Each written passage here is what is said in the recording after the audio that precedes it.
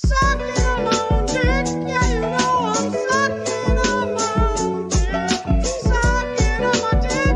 Everybody's sucking their own dicks. Sucking on our own dicks. Everybody's sucking their own dicks. Sucking on our dicks. Yeah, you know I'm sucking on my dicks. Hey guys, we are here with Jace Avery from RIP Brain Jail. RIP. Shut down by the government. It's true. I'm hanging. I forgot to Yeah, take when my they B12. found out, they were surveilling your garage because they thought you were doing other stuff in there. But once they saw the podcast, They figured out that most of the people who stormed the Capitol were actually listening to Brain Jail while they were doing it. So they had to shut us down. yeah, Yeah. that'd be sick. You know Yeah, that guy I mean, that guy who tased himself in the balls was a huge BJ guy. well, I was there storming the Capitol myself, and I stole a cop's bullhorn, and I was playing it off my phone into it.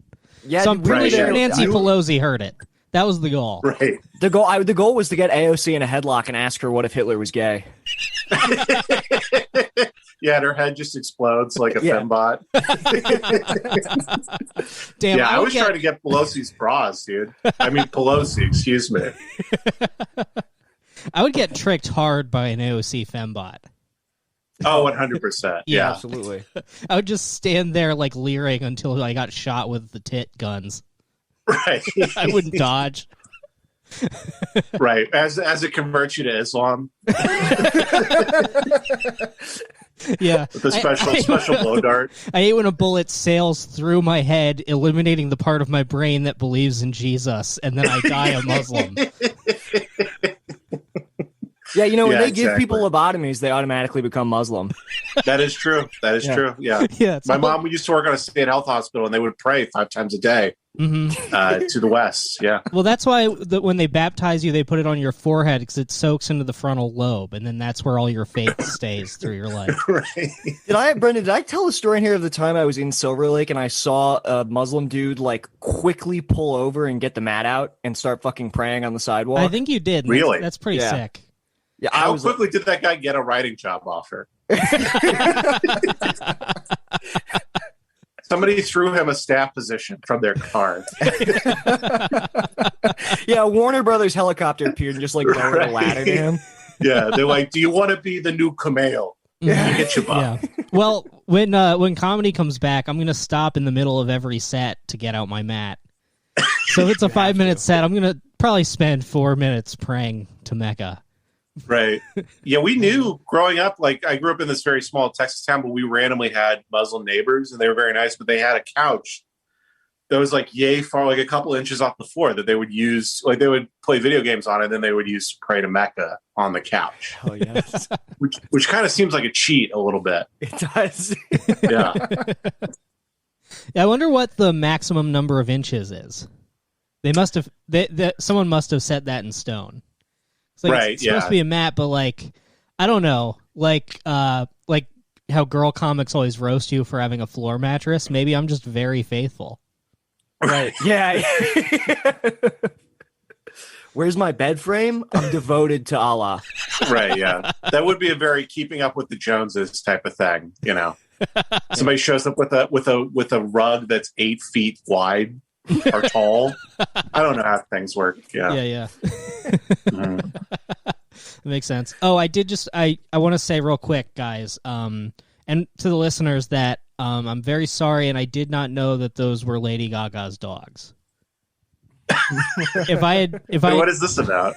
Oh, did you not see that? Some guy just like full on like Scorsese style, just like shot her dog walker in the street and stole the dog. Yeah, I saw that, but did you say a controversial take about the dogs? No, I was pretending that it was me. Yeah. Oh, fuck. He was- God. yeah.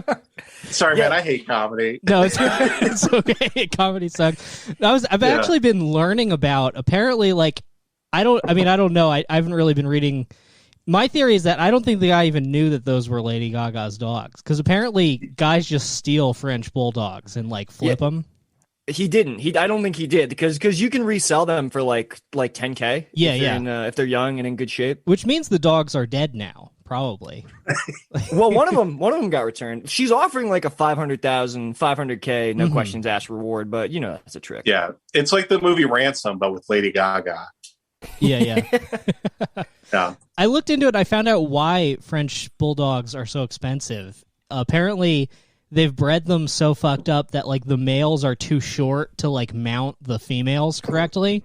So like when the dogs are fucking, you have to like hold him. You have to pick up the little you have guy. to like suck the cum out and like spit it into the like female dog. Dude, that would be like if like retarded kids fetched like $1 million in like the sex slavery market. Right. It's like the rare Pokemon of children. Absolutely. I did kind of empathize with the dogs though, because like the visual, like apparently the dogs, like when male French bulldogs attempt to fuck, they just fall backwards onto their back like a turtle. Oh yeah. I'm just like, damn, I feel you. Right. Oh yeah, Barnett, you have big like selective breeding energy for sure. Oh, dude. for sure. Yeah. You could have been like English royalty or something.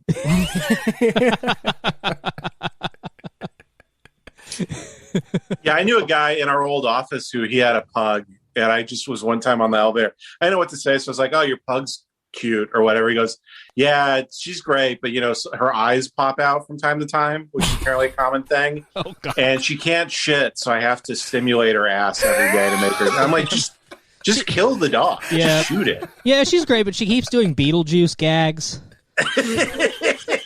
It sounds like she fucking went through the machine from The Fly. Right? Yeah, pretty much. Yeah, like she's holding like she would be pulling a shotgun to her own head if she did. I really hate that, and I really hate when they have the crippled dog with the wheels or anything. Like, just kill it. Just put it down. Any dogs that don't take manual shits. Or that don't take automatic exactly. shits. When the shits are manual, it's no good. Yeah. Our dog Emma has 3 legs, and every day I'm almost like about to put her down. Really? Emma's Like nice. Every day if she she starts does walking a little slow, I'll just choke her out like I am Sam. I don't care. Or I am Legend. No, I think you're right. I think that's where's the I am Sam, I am Legend crossover movie? Everybody's autistic. Right? Yeah. Yeah, the last non-retarded man left in the world. Yeah.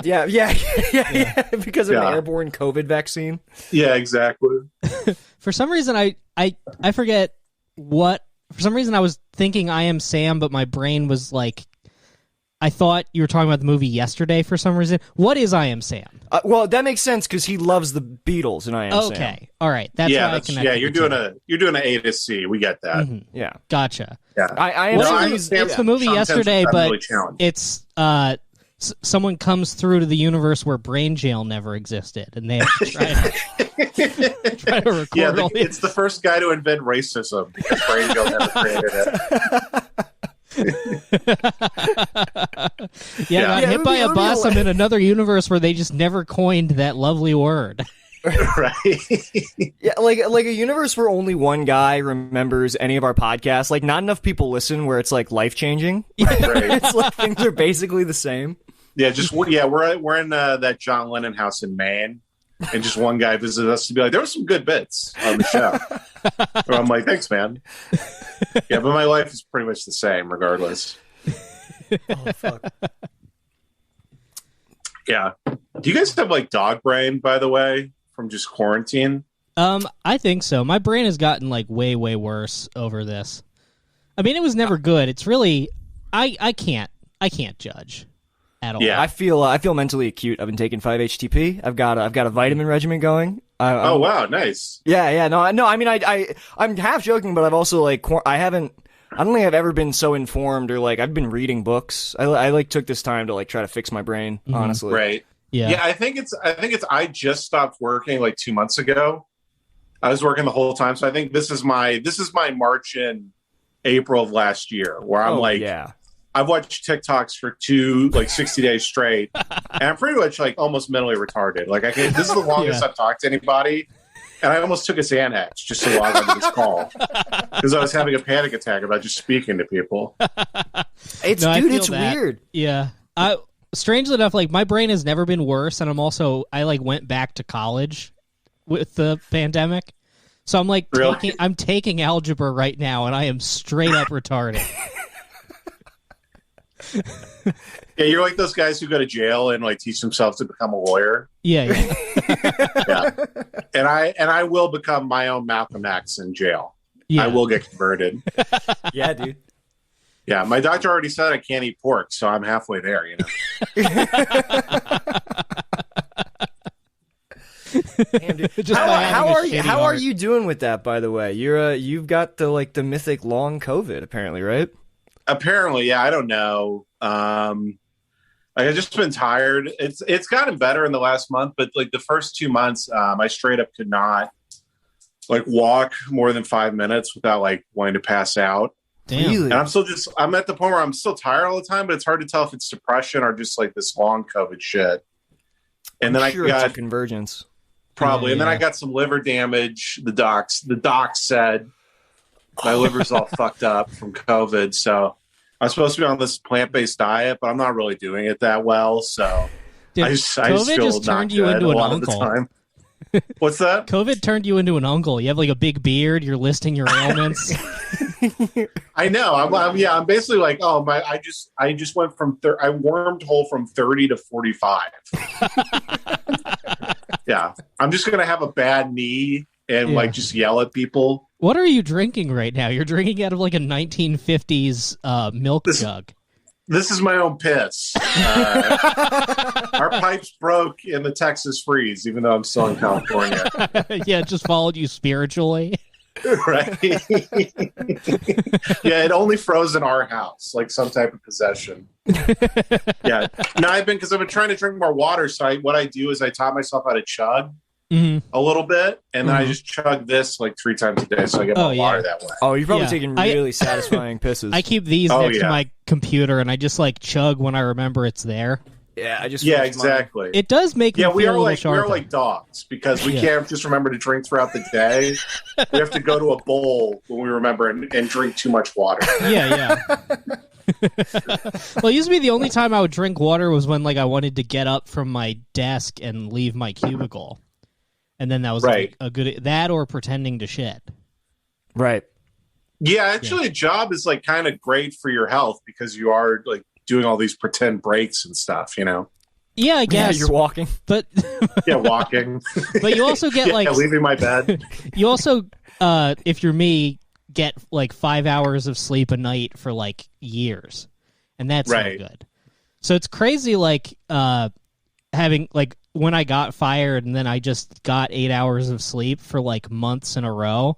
I'm just like I feel like it's almost balancing out the COVID effect on my shitty brain. Right. It's like wild just like how colorful the world is.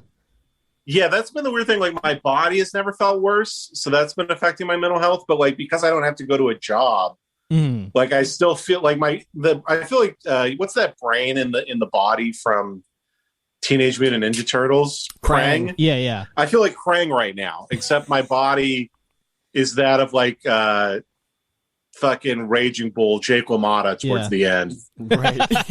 Yeah, but brain wise, I feel okay. Nice. We got to build you a better body, Jace. That's exactly. You got to like Yeah. $6 million man me. You're like Definitely. Master Blaster, but if the body part was a realistic retarded guy. Exactly. Instead of fighting Mel Gibson well, it's just doing John Cena moves. Right. Yeah. Exactly. Yeah, it's just rehearsing for the 10th Fast and Furious movie. Yeah, I haven't realized how long my beard is until I logged on to here on it. Like, this is too much, I feel like. Nah, it looks good. No, it looks all right.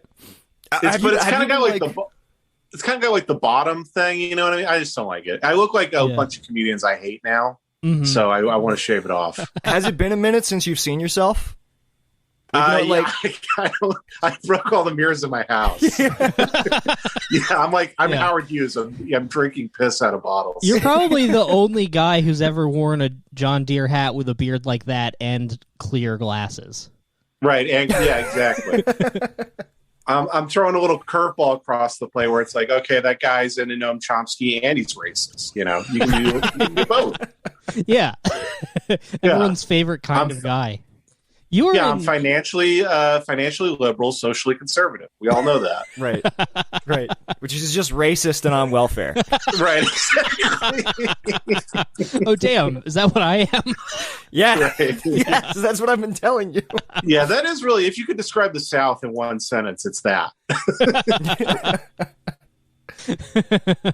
But so racist you vote against the welfare.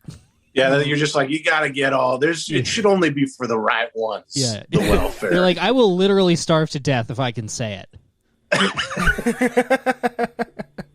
I have no qualms with this. Right. Damn, dude. Hunger strike for the damn. right to end. Jace, you were doing sales before you left your job, right? Yeah, I sold security systems to Damn. businesses. Oh my god. Which is that's why I got COVID, because our market is very, very conservative. Mm-hmm. Because it's mostly, oh, by the way, did I tell you during the protests last year, that was a fun time to be selling alarm systems in Los Angeles? Let me tell you. Because business was booming. I made so much money during that month. And then, but it's still LA, so you call people out, and for the most part, they're like, I support Black Lives Matter. I think the cops are all pigs. I hate them all. I'm about to drop 30 grand on this system so I don't get robbed again. Give us your premium package, please. Yeah, exactly. But no, the industry's so, it's like all my coworkers are like fucking MAGA guys. Mm-hmm. And like, I was basically like the liberal, like, because I am like a liberal person. Like, I was like the liberal pussy of like the job. Like, they were always making fun of me. And then we had 3 dudes test positive for COVID. And then they had a mandatory Christmas party that you had to go to because they do testing during the time too, like to renew licenses and stuff. And we all had to go. We all got COVID. Like 30 out of 40 employees. That's insane. Got COVID. So it's not really a Christmas party. That's how they make it mandatory. It was first a test over some stuff we have to do, and then second a Christmas. But they could have also just not done it. Like, it was all them deciding to do it, and then They don't let you bail? No, like literally, like if I bailed, like I would get ran up or like probably like let go or something. Damn, you should have done I tried that. to just stay away from everybody, but still it didn't work. And then one lady, her uncle died, but she claims it's not her fault. But I wasn't going to argue with her on that. And then another guy was on a tube for a couple of days. So it was a fun time. It was a fun couple months. Yeah, I did get paid for about 2 months to stay home though, but I mean, my organs were all fucked up because of it. But it's kind of like a nice trade, Yeah. Get 2 months off in exchange for your liver. That's America, baby. I'm not kidding. It's been a brutal 3 months over here. My life has not been good for the last couple months. The job ending, liver damage, like new diet that I'm struggling with. Other stuff that's too depressing to mention, and then like I have to move back to Texas for like a couple months probably. Oh, you do? Like, well, Ben and Katie are moving, because Tim's moving to Austin, right? To avoid the criminal charges, and then that's a joke. Don't take that seriously. Let's delete this whole podcast. So I'm probably, I still haven't been able to get my unemployment set up yet. So I don't want to sign a new lease until I know I have money coming in or not. Mm-hmm. Yeah. Even though I have that nest egg of money. So I'm probably going to spend like a month at my parents' house or something. Just like waiting for that to come in, and then try to get like a place in like Echo Park or Silver Lake or something. That's what I'm trying to move. I'm right near Echo Park right now. I'm trying to move into Echo Park proper. Hey, dude, you got what do you studio? You got roommates? What are you doing? Oh, I live with Isaac Hirsch. We live. Oh, really? Yeah. Did you ever visit the old Mean Boys house? Oh, yeah. Yeah. You're in the Mean Boys house? That's where I am, yeah. Wow. I just see the wall fall down behind you. This wall is literally buckling. Yeah. No, I've been in that house. I almost moved in. They showed me a room. You know when you walk in and the room right to the left of the TV room? Yeah. Is like before the kitchen. I almost moved into that room, but my girlfriend at the time would not let me. That's the room behind this one. Right. Yeah, That's so sick that you're moving into a house so shitty your girlfriend won't let you. My girlfriend wouldn't let me, even though she wouldn't come over. She was like, "You can't." And that we checked out the room, and they're like, "So this is it. It's like $400 a month or whatever." Which that was the main reason I wanted to do it. And there was like a knife stuck in the wall, like with a target thing cut out on it, and yeah. You go in the kitchen. There's like one coffee mug that's like the entire like piece of. I mean, I'm a piece of shit, like sloppy guy, but that was a little rough. No, this house is the whole house is uneven because there was an earthquake. So like when you're walking through, like none of the pans sit evenly. Like if you put oil in a pan on the stove, it all slides to one side. Right. You're like living on a cruise ship that like docked. Yes. Right. It is. Just ran ashore. Yeah. If you walk through the house, you get fucking seasick. You're right. Right. You got that special stove that like goes on hinges like that. Well, dude, yeah, like, cause like my girlfriend was here for like a couple days, and it would be this thing every time. Just walking through this house, you have to like pick shit out of your feet before you get into bed, or else you'll just be like rolling around in like dirt and like dead bugs. Yeah, it's bad. It's not good. Yeah, the rent's great. It's amazing, but yeah, but not fantastic. No. Yeah, Brendan, what are you doing? You got you doing roommates? Yeah, I live in Burbank with a bunch of roommates. Nice, dude. But one of them, his girlfriend, I guess, is like at risk for COVID or something. So he just has been over at her place for a year, but still paying rent here. Hell yeah, love that. Yeah. And then there's two other guys. But yeah, for like a while it was just kind of me because like my one roommate like got COVID by like going on a bunch of camping trips over and over again and insisting that it was fine. So everybody kind of like dipped out to different places to quarantine except me. So I was just here for felt like 2 months where I was just like walking around the house feeling like I was haunting it. Right. Yeah, dude, that's what I want, man. Like I got to spend, because like when I got COVID, Katie and Ben going to be here for like 3 weeks. Mm-hmm. I had the whole place to myself, and I kind of just want to get a 1-bedroom and just get like kind of lose my mind, over the course of some years. Yeah, dude. Like really get to the point where I can't come back anymore, No, dude, if you'll cross the threshold, you'll white knuckle through it. You'll be much stronger. You'll probably reach a point where you just break through to a nice little like not heaven or hell purgatory, Yeah. Well, you'll be on the eightfold path, dude. You're gonna go to sleep one day and wake up and everything's gonna have like fiery eyes, like that fucking shitty LSD art. Yeah, it's like when Neo dies in the first Matrix. That'll be me. Yeah, I'm diving into a man's ass and making him explode. I can't wait to see. One day I'm just going to see Jace like shoot up into the air from the middle of Echo Park, and I'll be like, "Oh, he made it." Yeah, he's like, "Why is he blaring Rage Against the Machine?" Yeah, no, I think it'll be good though. I've kind of refused to get a place of my own, but I think it'll be tight. I could never afford it, or at least like I thought. Like in Philly, I remember being like, "What? Like $700 for an apartment? I can't afford it." And then now I'm like, damn, I could have like bought property. Right, yeah. You could have been the Monopoly man. Yeah. Yeah, I think it's just worth it. I don't know. I mean, and rent's going down here since everybody's fleeing LA. I'm seeing stuff in like Echo Park where you can get like a studio for like $1,100, like in a nice area. So yeah, that's like basically what I'm paying now to live with Ben and Katie. So damn.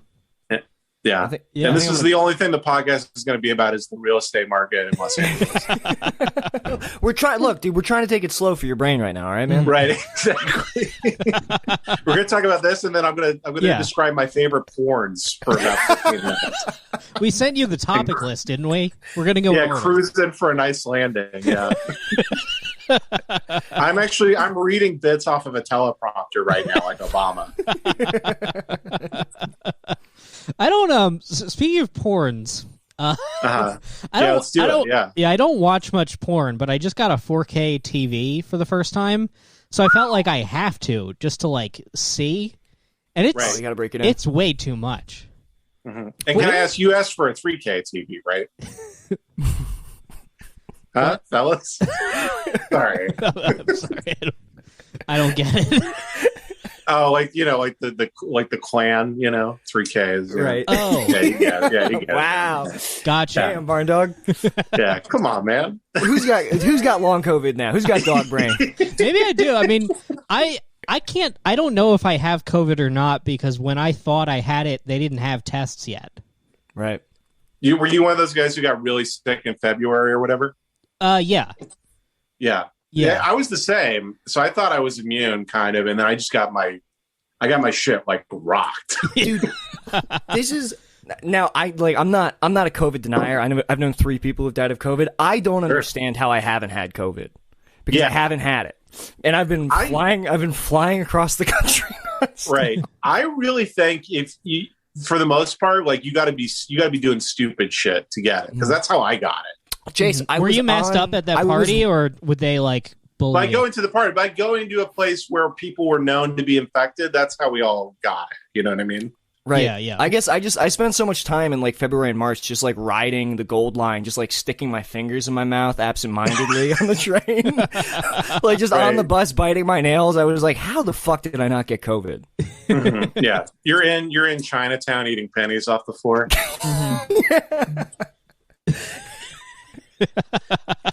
Yeah, I don't know. Some people also just I don't know, they don't have any effects from it or anything, so who knows? I mean, that's one theory is I had COVID. The other is I psychosomatically gave myself COVID because like from the pandemic basically until I got fired was one long mental breakdown. Oh yeah. For the most part. When did you get fired? Let's see, it was like June. Right. Yeah, it was like June, and I remember telling people, I was like, yeah, I'm really scared of my job. I think I'm going to try to get fired. And I was like really framing it as like, yeah, I'm going to get fired on purpose. But looking back on it, it's like, no, I was having like a complete mental breakdown. I was getting fired no matter what. Definitely. Yeah, I was definitely doing the same thing. I was the first 3 weeks I drank every single like day just because I felt like I was losing my mind. Yeah. I just was going insane. Were you that was after you got fired, or you were showing up to work? No. I'm talking last year. Actually, getting fired was like a huge relief. And once again, I didn't even get fired. I basically said, "Hey, please," I begged them to fire me, and they said no. And then I just waited for the Biden thing to pass, and then I just didn't go back in anymore. Nice. So yeah, Hell yeah. but I was Sick. begging to get fired, and they still wouldn't fire me. Yeah, they really don't want to. You have to. I mean, for me, I had to miss a lot of work because I kept doing things like going to the ER because I thought I was dying. Were you getting like panic attacks? Yeah, and I shit? had a panic attack, and I went to the ER, and they like scanned my chest. They're like, "Get out of here! Come on!" Get out of here, you scamp. Well, actually, the doctor was really nice to me, but like the nurse at the front desk, like I walked in, and it had already started to fade a little bit by the time like they called my name and everything, and I could go up to the desk. So I'm like describing my symptoms to her, and she's like, "Oh, you having panic attack? Why you come here for that?" Why you coming? Yeah, I had the same thing. I called the California Department of Labor to see what my rights were, like in January, because I wasn't sure about my job, but I was still out and sick. Yeah, and I was running out of sick days, and I called. You don't have any. Yeah, no, that's what I basically called the lady up, and I was like, I explained the situation to her. I was like, so do I have any rights? She's like, oh no, honey, you fucked, honey. I was like, there's nothing I can do. She's like, no, you can't do anything. Nah. I was like, so they cannot fire me and just not pay me. She's like, that is correct. You completely fucked. So she was very polite, but she's like, so good luck with that, and I'll see you in hell. And then we just got off the phone.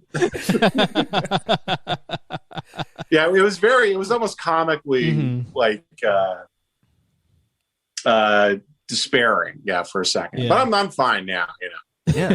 So I just had to cash out my 401k, which is a bummer, but that's enough money to last me for a cool second. Jace, exactly how much money? Let's hear it.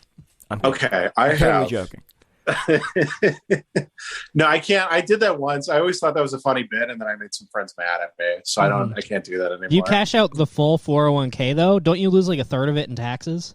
If you lose like 20% of it in taxes, which is a real bummer. Damn. But I'm not going to make it to 65 anyway. Who are we kidding? Yeah. Are any of us? Money's not even going to exist by then. That's what I keep counting on. Like, I keep thinking about putting money away, and I'll be like, it'll just be useless in 5 years. Yeah, I put money away for like 3 years, and I was like, I feel like a total dumbass. Like we're not going to have water in 20 years. What am I talking about? Money in a bank account? Oh, sooner than that, dude. Everything is happening with. I used to say 10 years to be like a conservative. Everything's happening in the next 5 years. That's Right, 100% exactly. what I believe. You know how Yeah, they have those stories with like people go to hypnotists because they forgot their like Bitcoin password from Right. 2007 or whatever. That's just me with my 401k. I have no idea where it is. Like, I definitely have money somewhere, but Right. I don't have any papers. It's with a different bank than the one you use. I know that. Right. I know that 6% of my paychecks for years was going somewhere. Right. You somehow have old Confederate money somehow. And they're like, like, "Sir, you blank requested pieces it of this paper." way." Yeah, you have U.S. war bonds from the 20s. Yeah, I feel like, I mean, especially like, and I mean, I don't really understand investments or economics at all, but like with just seeing the news of like Tesla buying like $1.5 billion in Bitcoin and saying they'll sell cars in Bitcoin, I'm just like, oh, so they're just gonna take money, like, Right. like The U.S. Bitcoin's like, over. yeah, like the U.S. dollar is somehow going to be like corporately owned. You're going to have to like pay a fee to possess money. Yeah, wasn't that what they're talking about with the, what is it, the Great Restart or whatever? Jace, don't get me started on the Great Reset. Dude. Don't get me started. The Great Reset sorry. and the line have me so upset. We so started upset. this by talking about porn. I apologize. No, it's fine. Yeah, but really, I mean, what is the Yeah, line? that's what I they're talking forget. about. yeah, I just like, in the end of the day, I think everything's, I mean, you know, we'll have fun as long as we can, but I'm not counting on anything good to happen. They're talking about, like, I mean, it sounds like it's essentially going to be like corporate indentured servitude, because they're talking about, their big thing is like digital currency. You won't own anything. Everything will be like essentially like a gig economy rideshare service. So you'll have to pay to use services, and in a lot of cases probably pay to have your services used. Like, that's what's going on with these like third-party call centers now. You've got to pay like thousands of dollars to take calls from your own home, and your paycheck's like less than $100 at the end of the fucking week. It's crazy. But the big thing with the Great Reset is they want, or no, maybe it's the line. They want cities to be restructured in such a way so that you never have to travel more than 15 minutes for any utility or like a necessity, which is like, hey, would you like to be on a leash? Would you like to not be able to leave the perimeter that we've set up for you? I mean, that doesn't sound bad to me, because I mean that's how they should plan cities anyway. Like zoning and That's everything. like Goldman Sachs people, Brendan. Right. Yeah, That's I mean, the problem is all the authoritarian Big Brother stuff is kind of, you know, easier and more seductive, you know. Well, they package it in a way. It's like these are Wall Street people trying to package these capitalist ideas as like to like lure in like, oh, it'll be socialism, it'll be great, everybody's going to share everything. But what'll happen is they're going to build your apartments on top of an Amazon warehouse, and you'll pay your rent in labor. I guarantee you that's where it's going. Yeah, exactly. Yeah, Well, it's like I'll just die in protest I stopped if it gets reading there. 8 years ago, but I used to be smart. But if you read Brave New World by Aldous Huxley, that's what his kind of whole point is. It was like not that 1984 thing. Yeah. Where it's like you're being, you know, you're a slave. It's more you've been made to be your own slave, where it's just through drugs, addictive technology, people just liking submission in general. Like people choose to put themselves into servitude. They sedate you with pleasure. Yeah, I always kind of say Brave New World has resonated way more with me. Honestly, I got really into Huxley. That was how I justified like all my acid use. I was like, oh, he did this when he died. Like this is how he went out. But yeah, I think Brave New World. Therefore, it's good that I'm doing this at the computer in my parents' house. Yeah, that's right. Yeah, my favorite. I got on a pretty heavy acid phase too, and my favorite is when you're doing enough acid that there's not really an experience based around it. You just have like a friend over and you're like, oh, I should totally drop acid because a friend is over. And then he leaves within 2 hours. And then you're just like, oh, I should get on like Reddit, just low images. Yes. And like, Whoa, dude. and you're like, there's nothing special about this. I'm on the computer again. After the fifth time, it stops being spiritual. I've always said that. Yeah, it really does. Yeah, I had to take a long break. I actually just found some old acid in my shiffer robe from packing up during the moving process. That's another extremely uncle thing to happen. Right, yeah. All my furniture is based off of shiffer robes. Yeah, I sleep on top of 8 shiffer robes that I've lined up like a mattress box. Nice. Yeah, I still think that acid would ruin my life forever if I tried it. It would. Did you ever take it? No. Or I've never tripped at all. I used to kind of encourage. I thought it maybe helped Brandon, but watching him go through his different phases through the pandemic, I'm like, yeah, you're probably not an acid guy.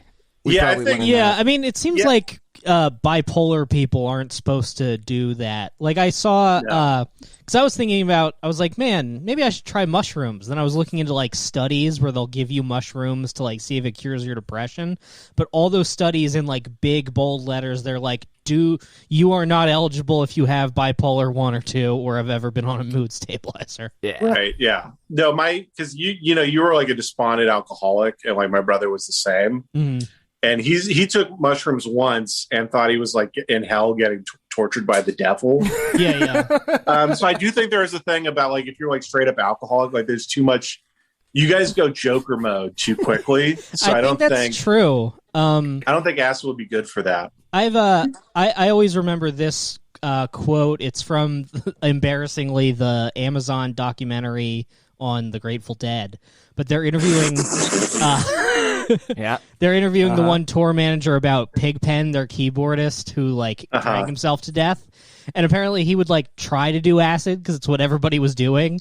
But the way he described it, he's like, alcoholics want to close the doors of perception. So when you give them acid, it like makes them very upset. Yeah, totally. Yeah, like I want to be as little introspective as possible. Right, for sure. Yeah. I think for me it works because I just have a very big ego, so I think that it does a lot of wonders for me. And like not like I'm an asshole, but I'm definitely obsessed with myself. Yeah. Mm-hmm. It definitely puts things into perspective. But again, I still say like the first 4 or 5 times you get, and then after that it's just like, all right, let's go to fucking space. Right. Yeah. like yeah. let's Then lose it becomes like, yeah, what if I listen to jazz while I'm on acid? You're like, what then, God? Yeah, I tried to microdose for like a month, and I feel like I almost broke my brain because I got to the point where people are supposed to be like, yeah, it keeps you more focused, but I like after a month I was like, there is no abject meaning to the universe. There's no reason to exist. Like I would literally have that thought. I'd be like, oh, it's time to go to work. I'd be like, what is work? You are not real. Run the razor across your wrist, Jace. Yeah, dude, I had that where I had like acid brain. Like I wasn't microdosing, but I was tripping like every other Friday, like a lot, like 3 or 4 hits when I was like 19. Right. Mm-hmm. And I just had like residual, like I thought there were all these weird, what's the word I want to use? Connections? Yeah, I kept thinking there were strange connections. I kept thinking that there was like synchronicity in my life, and I was you also get this thing where you're like everything everybody says to you, you're trying to like decode the meaning of it. Nick, Yeah, you're describing horrible. a manic episode. I've had that. Yeah. That manic episodes have like every time people have described them, I'm like, oh, it sounds like you're tripping. Mm-hmm. Yeah, maybe I am extremely chill. Your son died from extreme chillness. He got so chill he walked into traffic. Yeah, so chill he walked into the ocean and died. Well, that makes sense about the money. I knew a guy who it was actually like it was an open micer I started with 11 years ago. Who probably stopped like a year later and then went on to have a very happy life instead of doing what we did. Right. But he told the story about like doing DMT with his buddy, and then his buddy got called into work, so he had to like leave his apartment in the middle of the day and just try to make his way home. Oh, and like a homeless guy like asked him for some money, and he just gave him his entire wallet and kept walking. Yeah, that He's sounds just about like, right. well, what does this? honestly. What does this even mean? You have this. Yeah. Yeah. The last time I did a heavy dose, and this is sorry, I'm Duncan Trussell's brother, so this is the whole podcast now. The last time I did acid heavy, I was at a Lord Huron concert. Oh, I actually Jesus really like Christ. that band, and it was I was having a great time. But then I go into the bathroom and I see a guy, just some silver lake douche, dressed like Clint Eastwood's character and like a few dollars more. Oh my god. Like he had the flat cowboy hat Mhm. right. and the like Poncho? the robe, that goes over the front. And he was just peeing, and I just was like staring at him in the bathroom and just like laughing at him, and just how ridiculous it is to like. He probably thought I was about to rape him or something. You just walk in. Yeah, with because your I'm just like arms this giant pair of overalls looking motherfucker, just like at him in the bathroom. Well, dude, it's like I cringe Yeah. because like a Lord Huron concert on acid. I'm like, I feel like you would get so sad. No, because I really love the band's music, so I was getting really into it. Mhm. Yeah. Really? Plus, I never had a bad time on acid. Really, if I was having but if I was going for it, Right. mushrooms, I had a couple bad trips, but never on acid. See, on the inverse, mushrooms, I can count on mushrooms to always give me a good time and let me down gently. Acid, sometimes acid is just like, whoa, you've entered like a digital realm that does not Right. like you. I don't know how to explain it. It feels very staticky. It feels like everything's those. You ever play Super Mario World?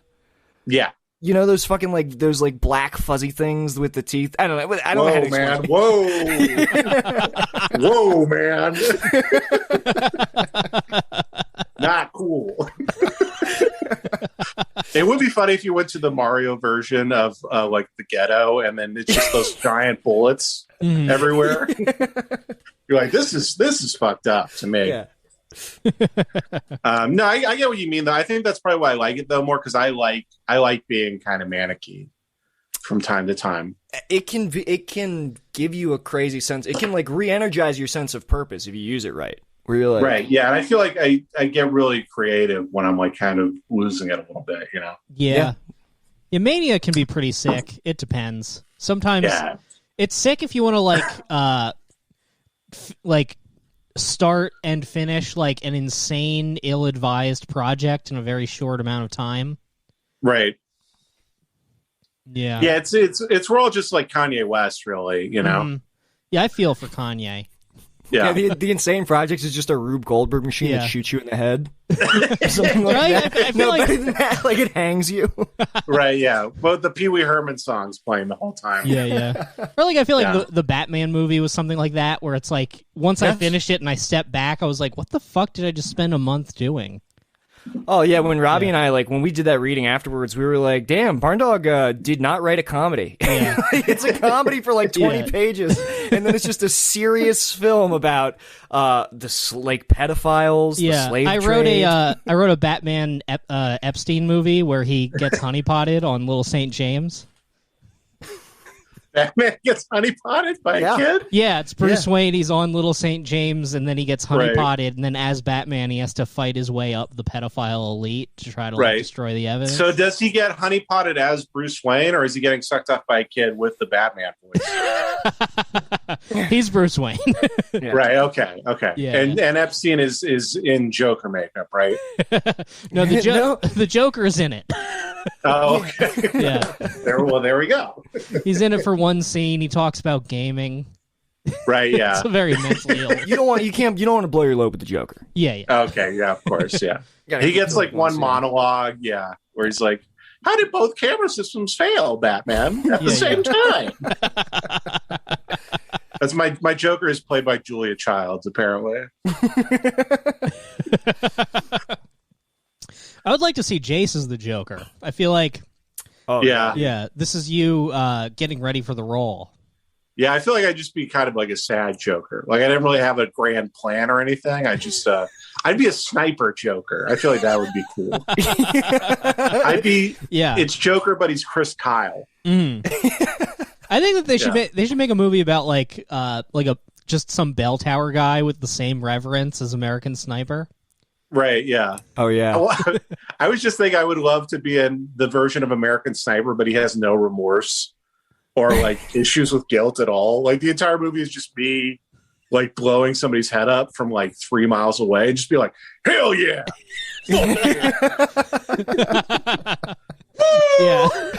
It starts like the movie Wanted, where you just like trace the bullet, like trace the trail of the bullet back to you, and then you just like turn to your buddy and he hands you a 20. You've won the bet. It's small money. Yeah. Yeah, it's the scene with the kid running down the street with the little bomb, the EKG. Uh-huh. And then you just see his head like just like unfold open. Yeah. And then just me, I start playing like Time to Pretend by MGMT. And I'm on MDMA the whole time. I'm like rubbing my nipples and shit. Yeah. Yeah. Well, you have to. Yeah, you're seeing if I went to war, scores pop out of their necks. Yeah. Right, exactly. If I went to war, I would be doing the MDMA while I was there to try to cure the PTSD as it happens. Yeah. Oh, dude, I totally know if I was the guy in the helicopter, I would be playing all the hack Vietnam songs, but being like, we still got to play it though, right? Yeah. Like, we got to play Run Through the Jungle, dude. Come on. I'm like, these guys have only heard Chinese music for 40 years. This is going to blow their mind. I don't know. And you're flying over Iran. Right. Yeah, I would definitely like lean into the bit if I was at war. 100%. I think I've known a couple guys who were like, I knew a guy who did 6 tours in the Marines, and he was Brendan, he was your height. He was like 5'4". Mm-hmm. He did 6 tours in the Marines, and I feel like those guys get really into the humor of being like a soldier, kind of. Yeah. Yeah. Like he would joke I've around killed about a lot of seeing people. death. LOL. No, like seriously, like straight, Well, be like, I saw a girl's head explode.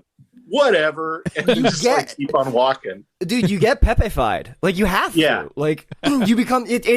Going to war turns you into the ultimate groiper, basically. It really, yeah. You come back with the frog like this in your face. But yeah, then those same guys, they'd be very fun, but then they also would like they call you at like 3 a.m. on like a Saturday because they're fucked up on oxys and like they're just crying, and then you're like, okay, I'm gonna hang up now, and they're like, all right, I'll talk to you Monday. Dude, worse than that are the people. I knew this guy Nolan who was like, we worked at Jimmy John's together, and he what sucks is he was a cool guy. He was a really fun hang, but he, more than anything, he wanted to go overseas and be a sniper and kill people. And he was like, I'm excited to kill people. He's like, I think about it all the time. And he came back. I talked to him before he left, and then like I saw him when I went back. This was a couple years ago.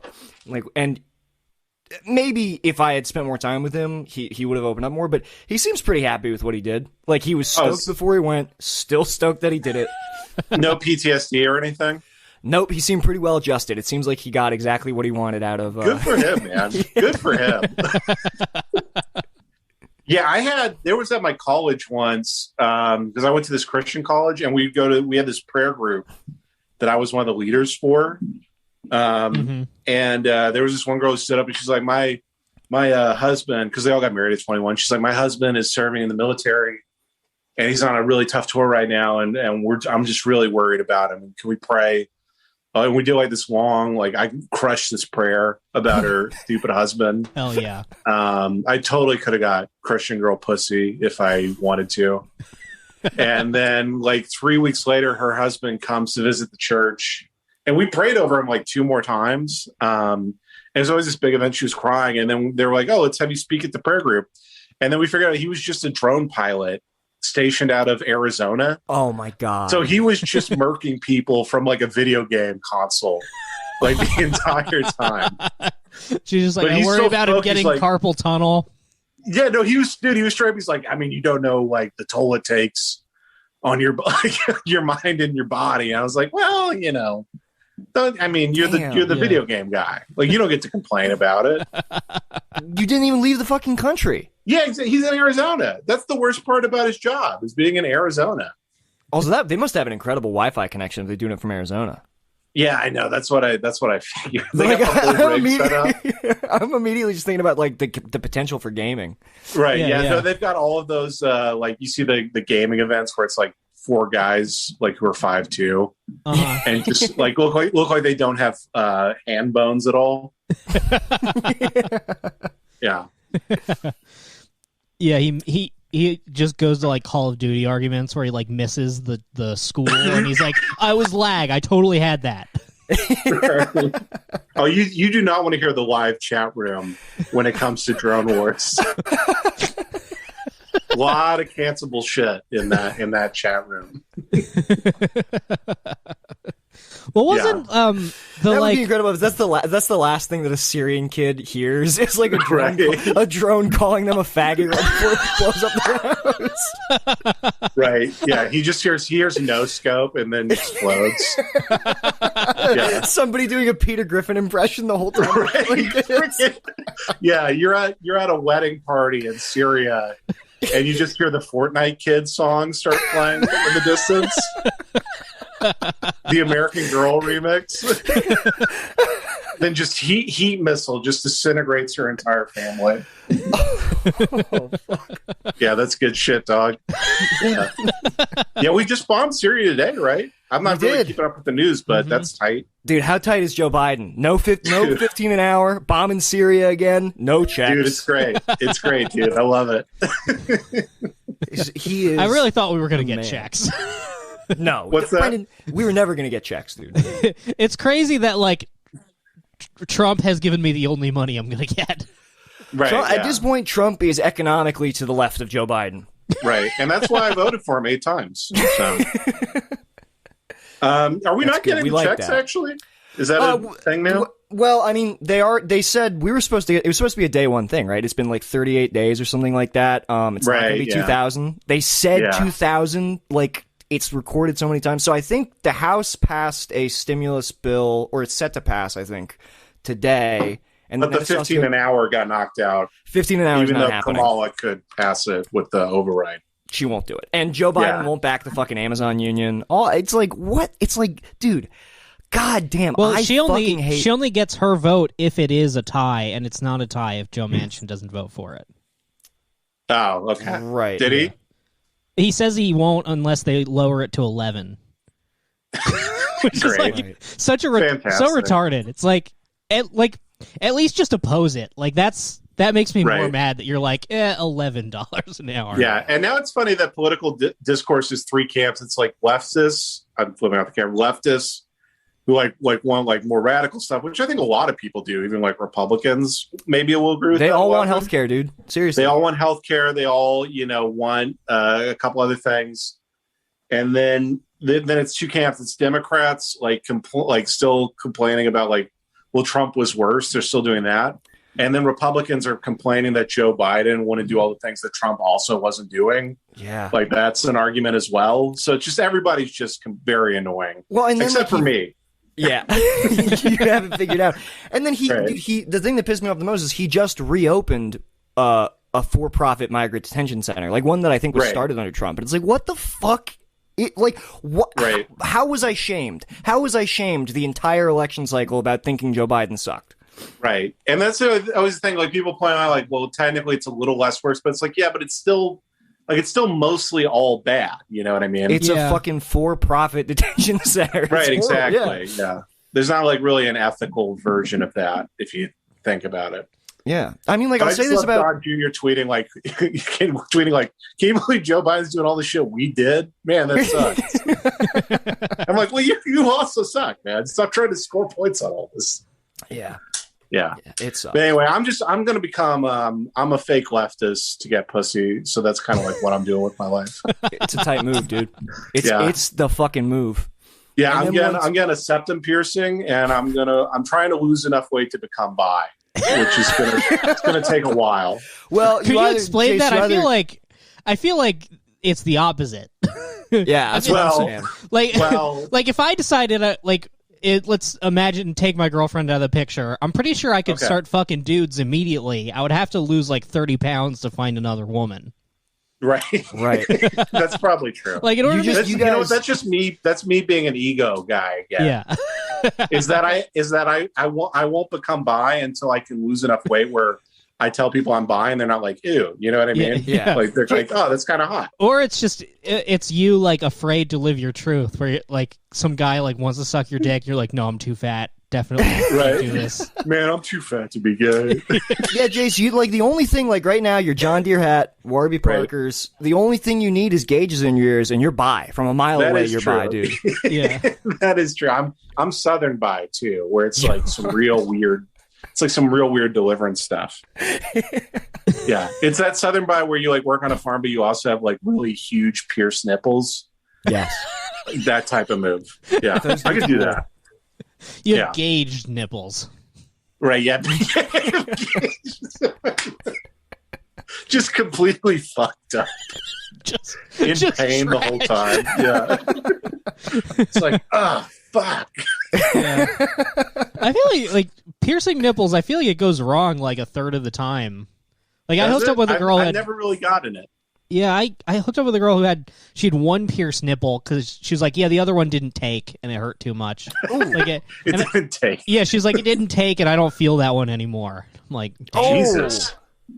Yeah, there is. I've hooked up with a couple girls with pierced nipples, and it is always because there's such like still a hypocritical Puritan part of my like dumb Christian upbringing brain. So I'll be hooking up with this girl on like a first date, like we don't know each other's names, and then she takes her shirt off, she has pierced nipples. I'm like, oh, look at this whore that I'm having sex with now, and I don't like. You should just throw like a fire blanket over her. Right? Yeah, and I don't mean it. It's just like that's like there's a Christian like little tumor in the back of my brain that just makes me react to stuff naturally like that. Yeah. yeah. I feel like I'm trying to like I don't know if I've ever actually known of nipple piercings that, and I feel like there's been a lot in my dating history. I feel like clit piercings are the ones that go really bad.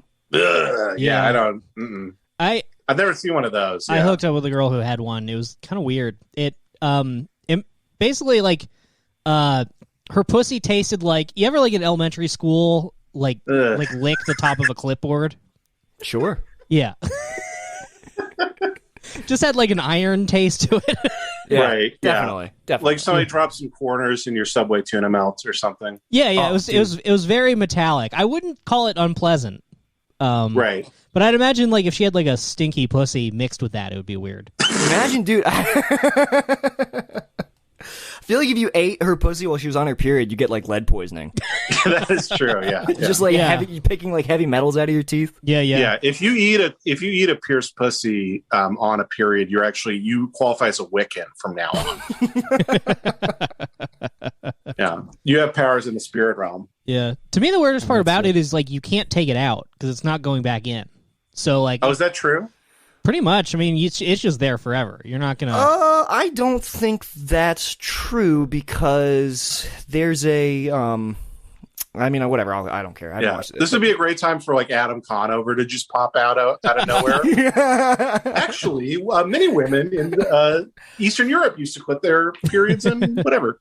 Well, there was a porn star that I was a fan of for a while, and it would sometimes she would have it, sometimes she wouldn't, and then sometimes it would be in her ass. Like sometimes she'd have her ass pierced, and sometimes her pussy would be pierced. And How do you pierce your own ass? Ass Dude. pierced sounds. Yeah, well, you pierce the. I guess it's like the grundle. You pierce like the little bit of skin between the opening of the pussy and the opening of the asshole. That is just fuck normally. Oh, I was imagining everybody. like a lip ring on the asshole. No, Right. it's like a little stud coming out of it. It's weird. It's one of those things where you're like, I don't even know if they're like the ones where her asshole is pierced. I didn't watch those. Yeah. Well, I know that the girl from many years ago that I hooked up with, she said she had never taken it out. I feel like That you probably are says a lot supposed about to. her. Yeah. What? Yeah, that probably says a lot about her. You know. Yeah, she was very insane. She was a Air quotes. Right. She had severe bipolar disorder. boy did she. Boy, she was in a mental institution. Yeah. Oh damn. man, If I ever get, I had a type. I had a type. Oh yeah, for sure. I'm glad Yeah. that I started loving myself enough to shed that. Right. You got yourself a good woman now. Yeah, she's great. Right. Yeah, none Cool. none of the hallmarks of all my rogues gallery. None of Yeah. that. You're dating the Batman villains. You're dating the little mobster puppet. Oh, yeah. What was that villain's name? I think it's Scarface. Is it Scarface? Yeah. I thought it was like Big Time or something like that. Hang on. Like it was an ironic name. Let me see. It is the ventriloquist is his name. Oh, Scarface. You're right. Yeah, the puppet Scarface. I apologize. Yeah. Yeah. I looked it up when Oh, yeah, when and he I was literally writing looks like Scarface. my Batman movie. Oh, he's a Puerto Rican puppet. No, he's the original. He's supposed to be like the original Scarface from the 30s. That's sorry. That's bi erasure or minority erasure to me. So. Yeah. Dude, yeah, it should be. We need it should to delete be just an that old movie. white guy. It should be Jeff Dunham. He's just Right. doing an evil racist puppet. Right. Yeah. If Batman catches my Puerto Rican ass out here. Yeah, And the that'd old be guy's great. just like, I swear I don't want to do the voice. He makes me do it. So many layers of racism because he's pretending to be Al Pacino, pretending to be the guy. You ever smelled the scent of a woman, Batman? That's kind of gross, Scarface. Yeah, little puppet eating pussy and stuff. That'd be a funny bit. Oh, that would be a great episode of the Batman animated series. Yeah, I never watched Scarface forever, and I finally tried to watch it. It's like not good, right? If you're not a fan of, I think that people, it's a Brian De Palma movie, which means it's like super over the top, and I don't think people expect that. Yeah, I like Carrie and Blowout. I've seen both of those, and I like them. Although Blowout is the one I watched where I was like, oh, he really does like not like women. Like by the end of the movie, yeah. No, you should see his shit. I just don't think Scarface was the right material for him because like he's doing like a very like heightened like Hitchcock thing. Like it's great in Blowout, it's great in Sisters, it's really good in Body Double if you've seen that. Right, but I'm not. No, there are just so many shots in Scarface, like when the kids are like playing ball in the back of the car, and it's framed just a little too cutely. I don't know. There's like a disconnect. Right, there's some cool scenes for sure, like the chainsaw in the motel room. Yeah. And stuff like that. But yeah, but for the most part, it's just like, all right, like just, why don't we have a little law and order, gentlemen?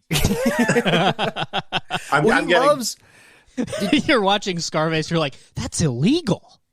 Yeah, I'm getting peeved off. I'm like, guys, this is really getting ridiculous.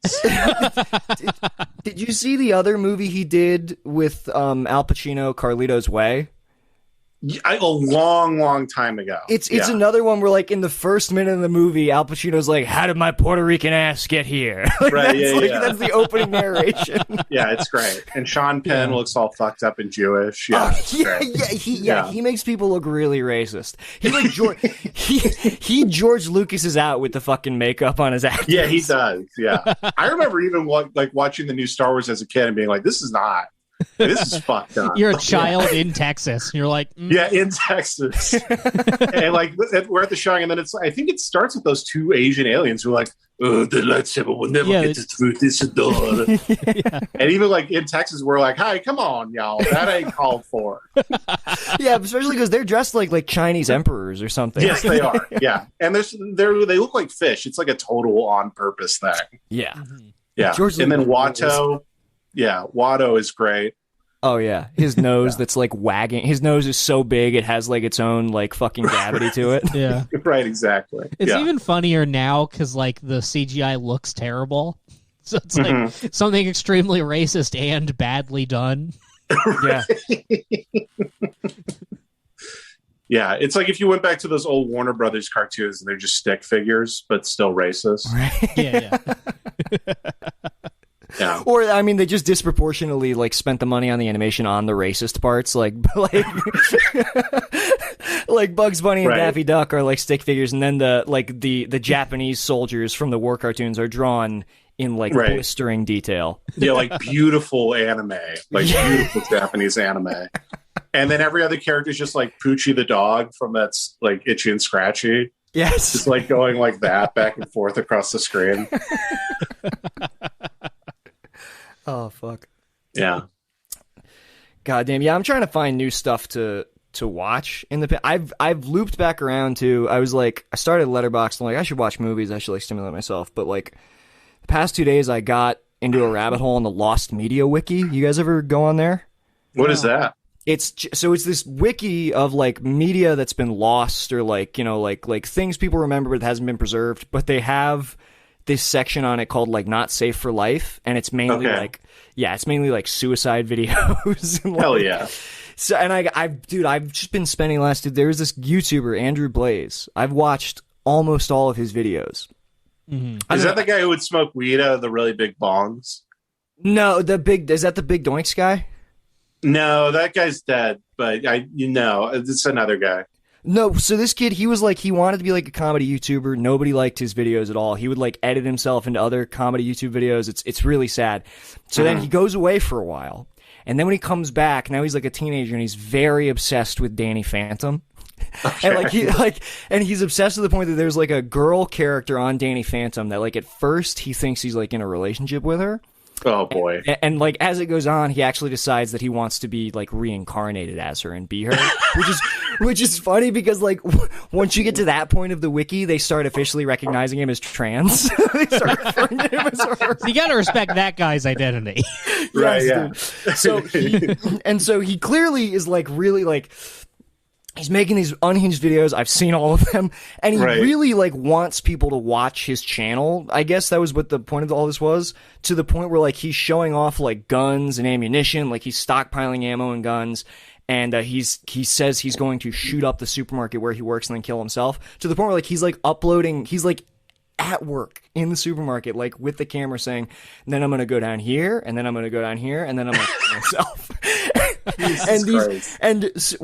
The pathetic part is so few people are watching these videos. Right, yeah. That nobody Is he still at the end? Is he still at the end being like, don't forget to smash that motherfucking like button?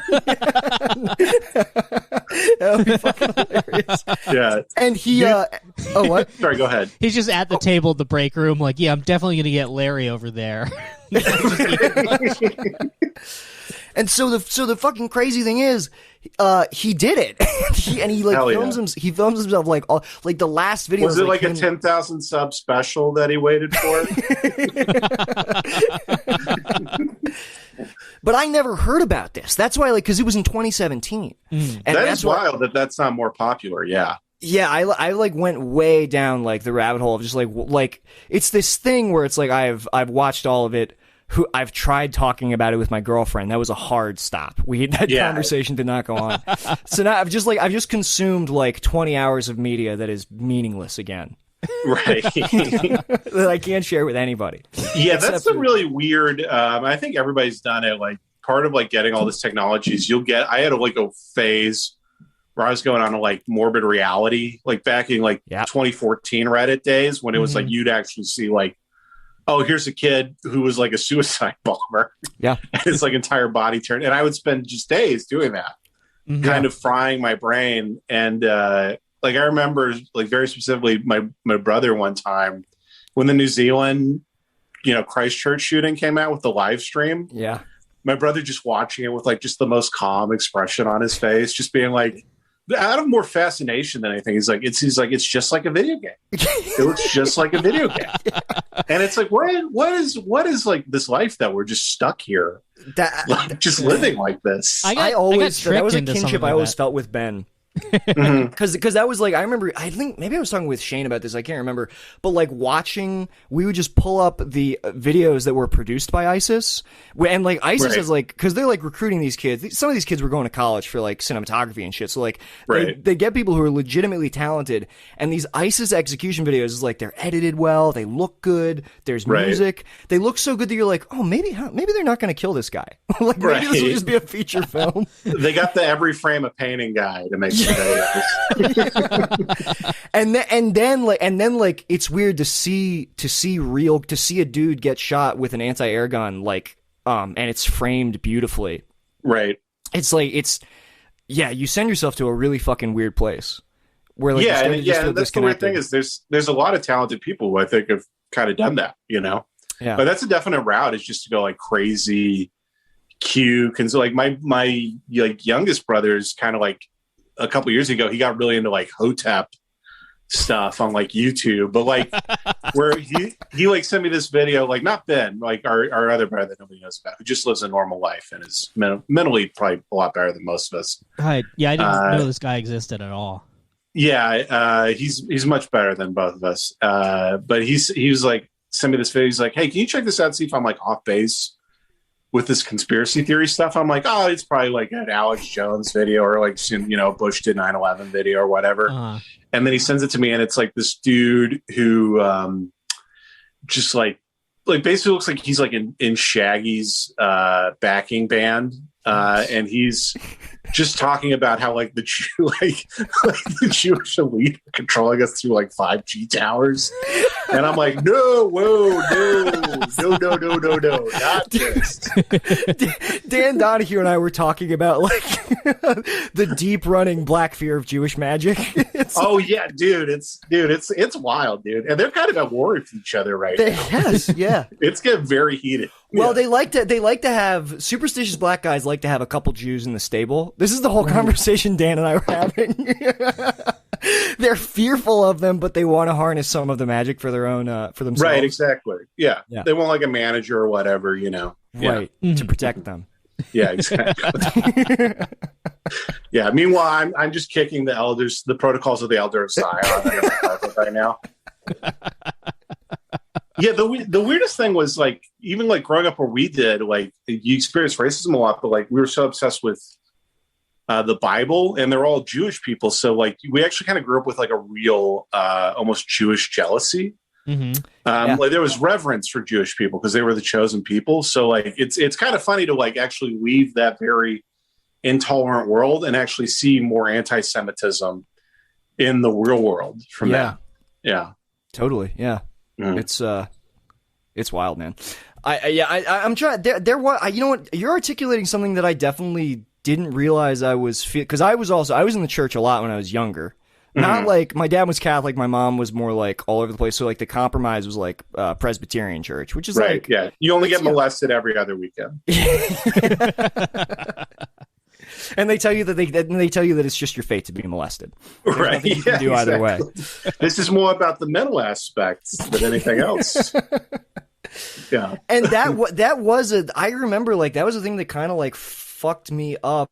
Just like going to the Old Testament, which I think I like more than the New Testament. Oh, 100%. Yeah, it's so sick. I've even been rereading it in quarantine, and it's like a lot of the stories, there's no applicable moral to them other than like believing God, but the stories are just so good. Dude, it's like a Jerry Bruckheimer movie where it's just like some wild shit happened, and then everybody who didn't believe in God got like slaughtered and like raped to death. Yes.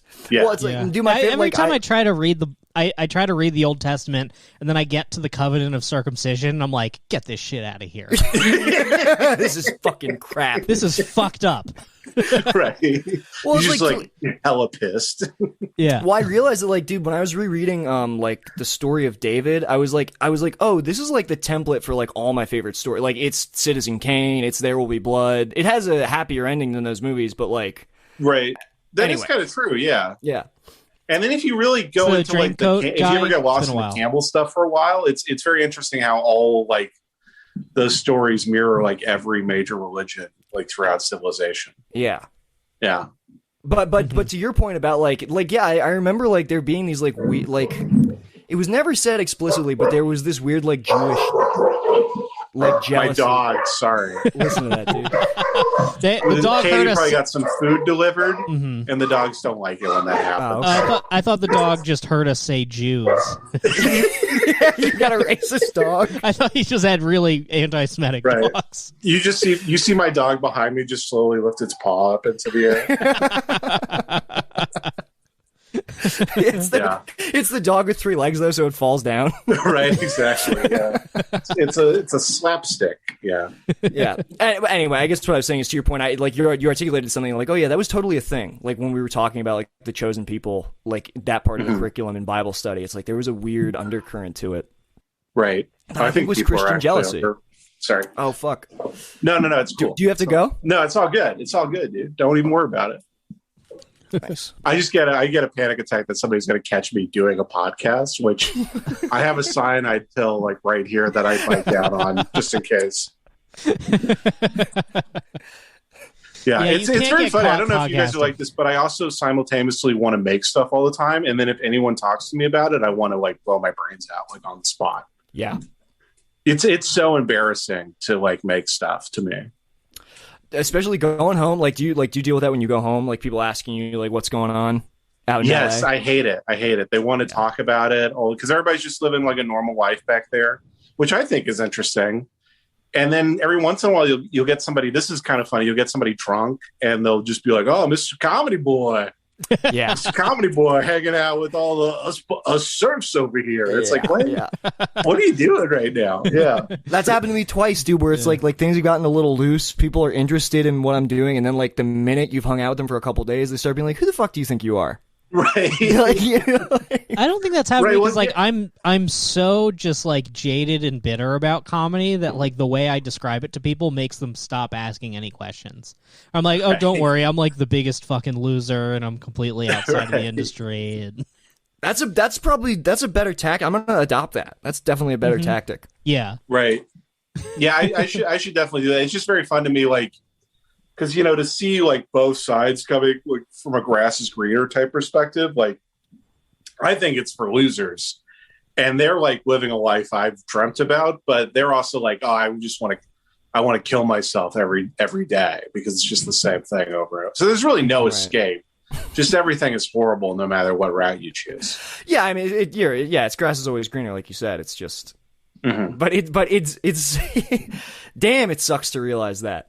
Yeah, but it's just like funny. Like I don't show up like drunk. Like, oh, you think you better than me? You got a kid? Huh? I don't give a shit about your stupid kid. Like stocking shit over. I think I have the opposite of grass is greener, where I'm always afraid to like improve my lot because I think what I have is good.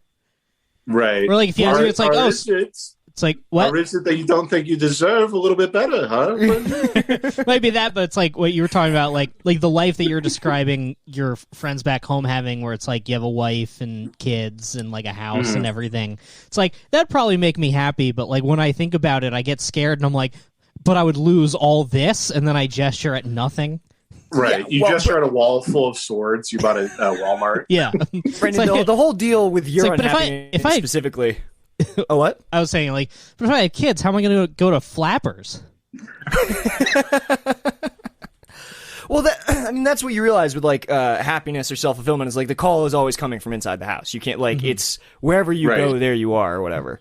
Yeah, exactly. Yeah, it's just gonna be the same thing. And I also don't want those things because I don't want to be the idea of being trapped by all of that. I just don't like it. Not even being trapped. It's just like I don't know what my mental state's going to be like at a certain point, and just to have like other people relying on that, seems like a walking panic attack. Yeah, imagine people looking up to you. More of what worries me is like the idea of like me being a breadwinner, and like if I fuck up and get fired, it means like my kids having less food. That's what's scary about it to me. Yeah, exactly. There's so much anxiety that comes with that. It'd be awesome if like you fucking got fired and you came home and your kids just like beat the shit out of you like mafia enforcers. Yeah, kick your ass. Where's my money, Dad? Yeah, my kid gets a job. He's making more money than me. Just to own you. Right. He marries my wife. He's the dad now. Yeah, they legally through the court system make me the child of the family again. I used to do a whole medically, they surgically de-age you. Right, yeah. Like, so you're like, oh, I have to be the kid, but that's not bad. I have to do this for what, 15 years that I punch out? Right.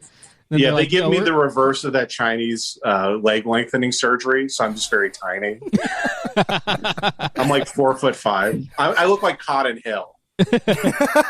Or no, like the leg lengthening surgery. The way they do it is like it's like 100 like horizontal breaks that it grows slightly thicker.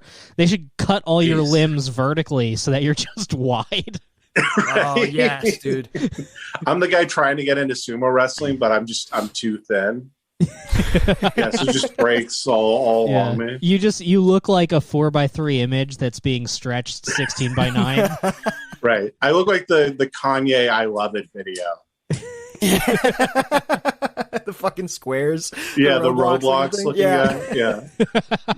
That was another video. The first time I saw that video, I was on acid, And my thought when I watched it, I was like, "Damn, Kanye knew I was going to be on acid when he dropped it." Yeah, that's weirdly the big ego-y type thoughts you will have on acid. Is like, oh, the universe meant this for me. Yeah. Yes. This song about just kind of being a weird sex, like dangerous sex addict. Yeah. That you would force a loved one to get massive amounts of surgery. Yeah, that is the first. Yeah. That weirdly is A the song first time I heard describing a a Kanye song. I'm like, this is kinda Cronenberg-esque fucked up. nightmare. What's that? I was saying a song describing a Cronenberg-esque nightmare. Right, exactly. Yeah, a song basically about Liberace's driver that I'm dancing to. That he made him get the surgery to look like him and everything. Yeah, I watched don't know that movie, story. What? Did you not know that? No. Liberace's driver, he was like kind of dating him, like in this weird, like kind of dating him, kind of working for him type of thing. Mm-hmm. And it basically made him get all this surgery so that he looked like Liberace, like kind of controlled his life. And then, Nick, did the guy kill himself eventually, or what happened to the guy? I know they broke up. Like, I know that, didn't he start, like, fucking some other young guy? I don't think he killed himself, but I know they broke up and he was just kind of like, fuck, I have Liberace's face. Right. That's got to be the worst, is when you leave somebody and look like them at the same time. Yes. Yeah. I'm going to look at he killed himself. Yeah, have you seen Behind the Candelabra? I watched it until they started having gay sex, and then I was like, "Ooh, no!" Yeah, it's wild to watch Michael Douglas and Matt Damon like fucking make out with each other. It is very unsettling. It is kind of shocking, mostly just for Michael Douglas, just to see an old guy making out. You know? Yeah, he didn't kill himself. Okay, good for him. Good for him. Yeah, but damn, that does suck. It totally sucks. Especially to let your life be controlled by like Liberace, like this fucking hacky Vegas act. I guess he was rich, right? But he talks like Paul Lynn. He's like kind of ridiculous. Yeah, like at the time he was, because this took place in like it was like the 80s. It's like by the time he was with Liberace was like a huge fucking has-been, I feel like. Right, yeah, he was kind of like a joke, like somebody your aunt liked, basically. Yeah, it would be like falling in love with and getting surgery for like Wayne Newton. That I would do, though. I'd fuck the shit out of Wayne. Yeah, yes, sir. No, that's kind of how I felt watching it. I just watched Call Me by Your Name for the first time. Yeah, I watched Brokeback and Call Me by Your Name back to back. Because I'm probably just going through something right now. I'm going through a metamorphosis. Definitely. I'm slowly turning into Anthony and the Johnsons. I liked Call Me by Your Name, but I just kind of wanted to like live in that house. I didn't really like every time they had gay sex. It was really weird. Yeah, it was a great movie except for all the gay stuff. Right. Yeah. I just didn't watched watch the gay stuff. But yeah, it's kind of a problem I have with a lot of movies that are made now is that I have no sympathy for rich people. So I kind of out of the gate, I see like these people living these, immaculate summer in Italy type lives. I'm just like, I don't care. Just give the kid AIDS and let him die. I used to about any of these people because their lives are going to be amazing no matter what they do or what happens to them. I used to feel that way, but I was definitely allured. Yeah. I used to feel that way, but like, I don't know. I'm on new meds now, and I just cry at every movie, and I think every movie's great. Yeah. Barn Dog keeps popping in the chat just like, oh, I just saw... What was the one? About Time, which is like critically reviled. Oh, that is a very sweet movie, actually. I just watched that. No, but what was the one? The Force Awakens. Not The Force Awakens. Oh, yeah, I cried at The Rise of Skywalker. And I was like, guys, this is pretty good. No, it's terrible. It's awful. It's like easily the worst one. I was like, I cried. And Nick's like, what part made you cry? And I'm like, when they didn't think there were going to be ships, and then there were all the ships. Right. You're one of those fucking guys who cries during the Avengers Endgame. No, I didn't then, but I was on different meds then. Oh, he's that. Right. Dude, he's the guy who cries at the trailers. Have you seen that guy on YouTube? No, I haven't seen that. Eric Buttsey's famous for his whole thing is they release trailers for like very soy movies, and he just like films himself bawling every time they release a trailer. Yeah, there's so many brutal people on display right now. Yeah, it's too much. You like Life is So Ridiculous when Chewbacca Mom happened. What is Chewbacca I remember I Mom? was like a truther for Chewbacca Mom. Like I would get so pissed about that. It's just like ridiculous that I even care. What the fuck is Chewbacca Mom? She was that bitch who she got that Chewbacca mask. Like when you open the mouth, it does the Chewbacca scream, Mm-hmm. and then it's her in her car like doing the mask, and she keeps laughing at it, which triggers the Chewbacca. But it's clearly it's just bad acting to me. Yeah. Uh-huh. And the whole damn country bought it hook, line, and sinker. Yeah. That's how I feel about. It drove me crazy. That's how I feel about TikToks. It's like when people.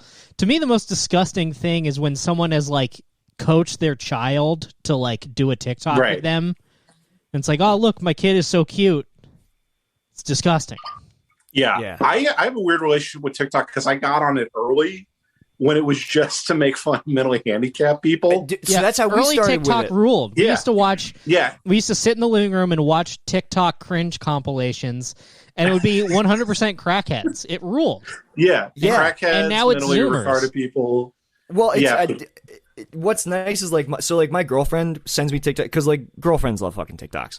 But Sure. what's cool is I guess she's like collapsed the vein where like Mm-hmm. she used to send me cute TikToks and now she's looped back around to like just sending me like poor people dancing. Well, I was gonna say I've since gotten back on TikTok, and now it is just basically like pornography light. Yeah. I don't know if that's just my algorithm, but it's just women with like just double D's like the minute I open the app. So now I'm back into it again. There was this Is- there was it's this definitely TikTok yours girl. only. Yeah. Yeah, There was- exactly. I've talked about this girl a couple times. I think she's like, I can't tell if she's in this country or if she's like just foreign or if she's actually in Vietnam. But like her first like 30 TikToks are like fairly innocuous, like her dancing, her lip syncing. And then I don't know if somebody started like DMing her and sending her money, but after the first 30, she's like dancing and then she like invites her dog into frame and lets her dog fuck her just like in the TikTok. It's just her letting her dog fuck her and then like farting into the camera. It's like there's just a Right. hard turning point. Yeah, that's not great. That's Somebody not has to be fucking like sending her money on Venmo for those. Oh, 100%. It's probably Brendan, let's be honest. Yeah, I've I would done never any give of that. money to a sex worker. I only Yeah. take money from them. Yeah, I only did that during last June when everybody was doing it for Black Lives Matter. That's the only time I ever Oh, yeah. paid to see stuff. Hell yeah. Wait. Yeah. Wait, hold on. Explain the correlation. Oh, do you remember when people were doing that? Oh, was it During like last support June? black sex workers for George No, Floyd? people kept doing like donate $50 to a charity, and I will like if you send a receipt of that, I will Oh, okay. send you my nudes, basically. Mhm. Right. Yeah, Those and are- I'm those saying are I didn't do altruistic that. nudes. Yeah. Yeah. See, I did that. I sent proof of my donation, and then I told each of them, please do not send me your disgusting nudes. Please do not compromise my Yeah. faith. I kept doing it so when they sent it back, I could type "gross" back. Yeah. Yeah, if you don't like the nudes, you donate to the Daily Stormer. Right, exactly. Yeah. That was me. I was taking my receipts to the Daily Stormer. I was photoshopping and the Pick Your Woke charity. Yeah, the Minnesota Project. Yeah, I was donating to Donald Trump's legal defense for the steal. It hadn't happened yet, but I could tell where things were going. Right, you knew where things were going. Yeah. Yeah, we all knew, man. Mm-hmm. It's like, we got to stop this steal, and everyone's like, "What?" Yeah, it is we're funny. all- People are still talking about him. Like, I feel like people really miss having Trump. Dude, I'm Like he really gave some fake meaning to their lives. I'm so Yeah. excited for his CPAC speech. Have you Yeah, seen? he's probably gonna rock it. Oh, dude, they're gonna lower him in from the fucking the ceiling's gonna open up. Right. Did you see the golden Trump statue that they fucking wheeled in there? I think I saw something about that, but I haven't seen it. No. CPAC as well, dude. Even Ted Cruz is like crushing. Like Yeah, Ted Cruz for the first time had a great joke. Right, yeah. It's gonna be like he's gonna come in like in Rocky IV when James Brown sings during before the boxing match. Living in America. Yeah.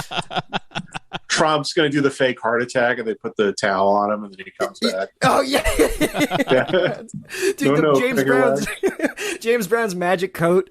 Right? Oh, yeah, fuck. exactly. Yeah. Oh, dude, the Trump magic, doing like really good like foot shuffle dance moves. Trump does a backflip. Right? Yeah, exactly. Dude, I have not thought about James Brown's magic coat in like a minute. That is what a fucking. Dude, I love James Brown.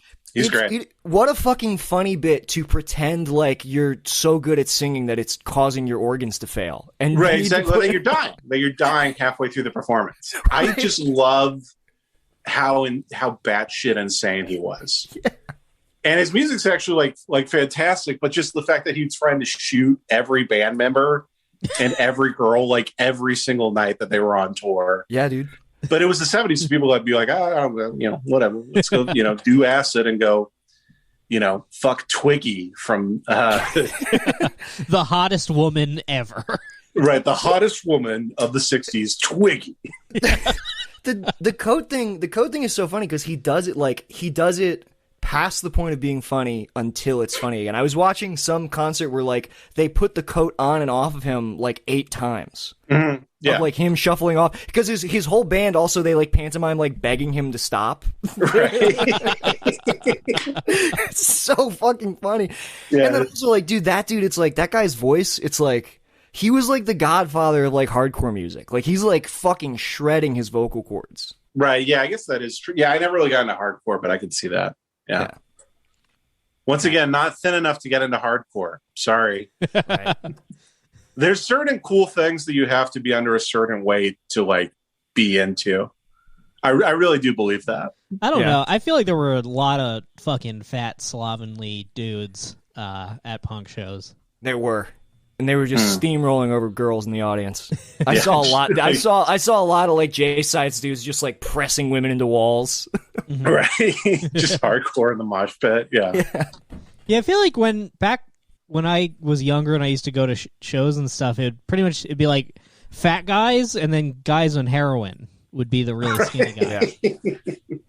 Yeah, I've only been to one really show where there was like a pit.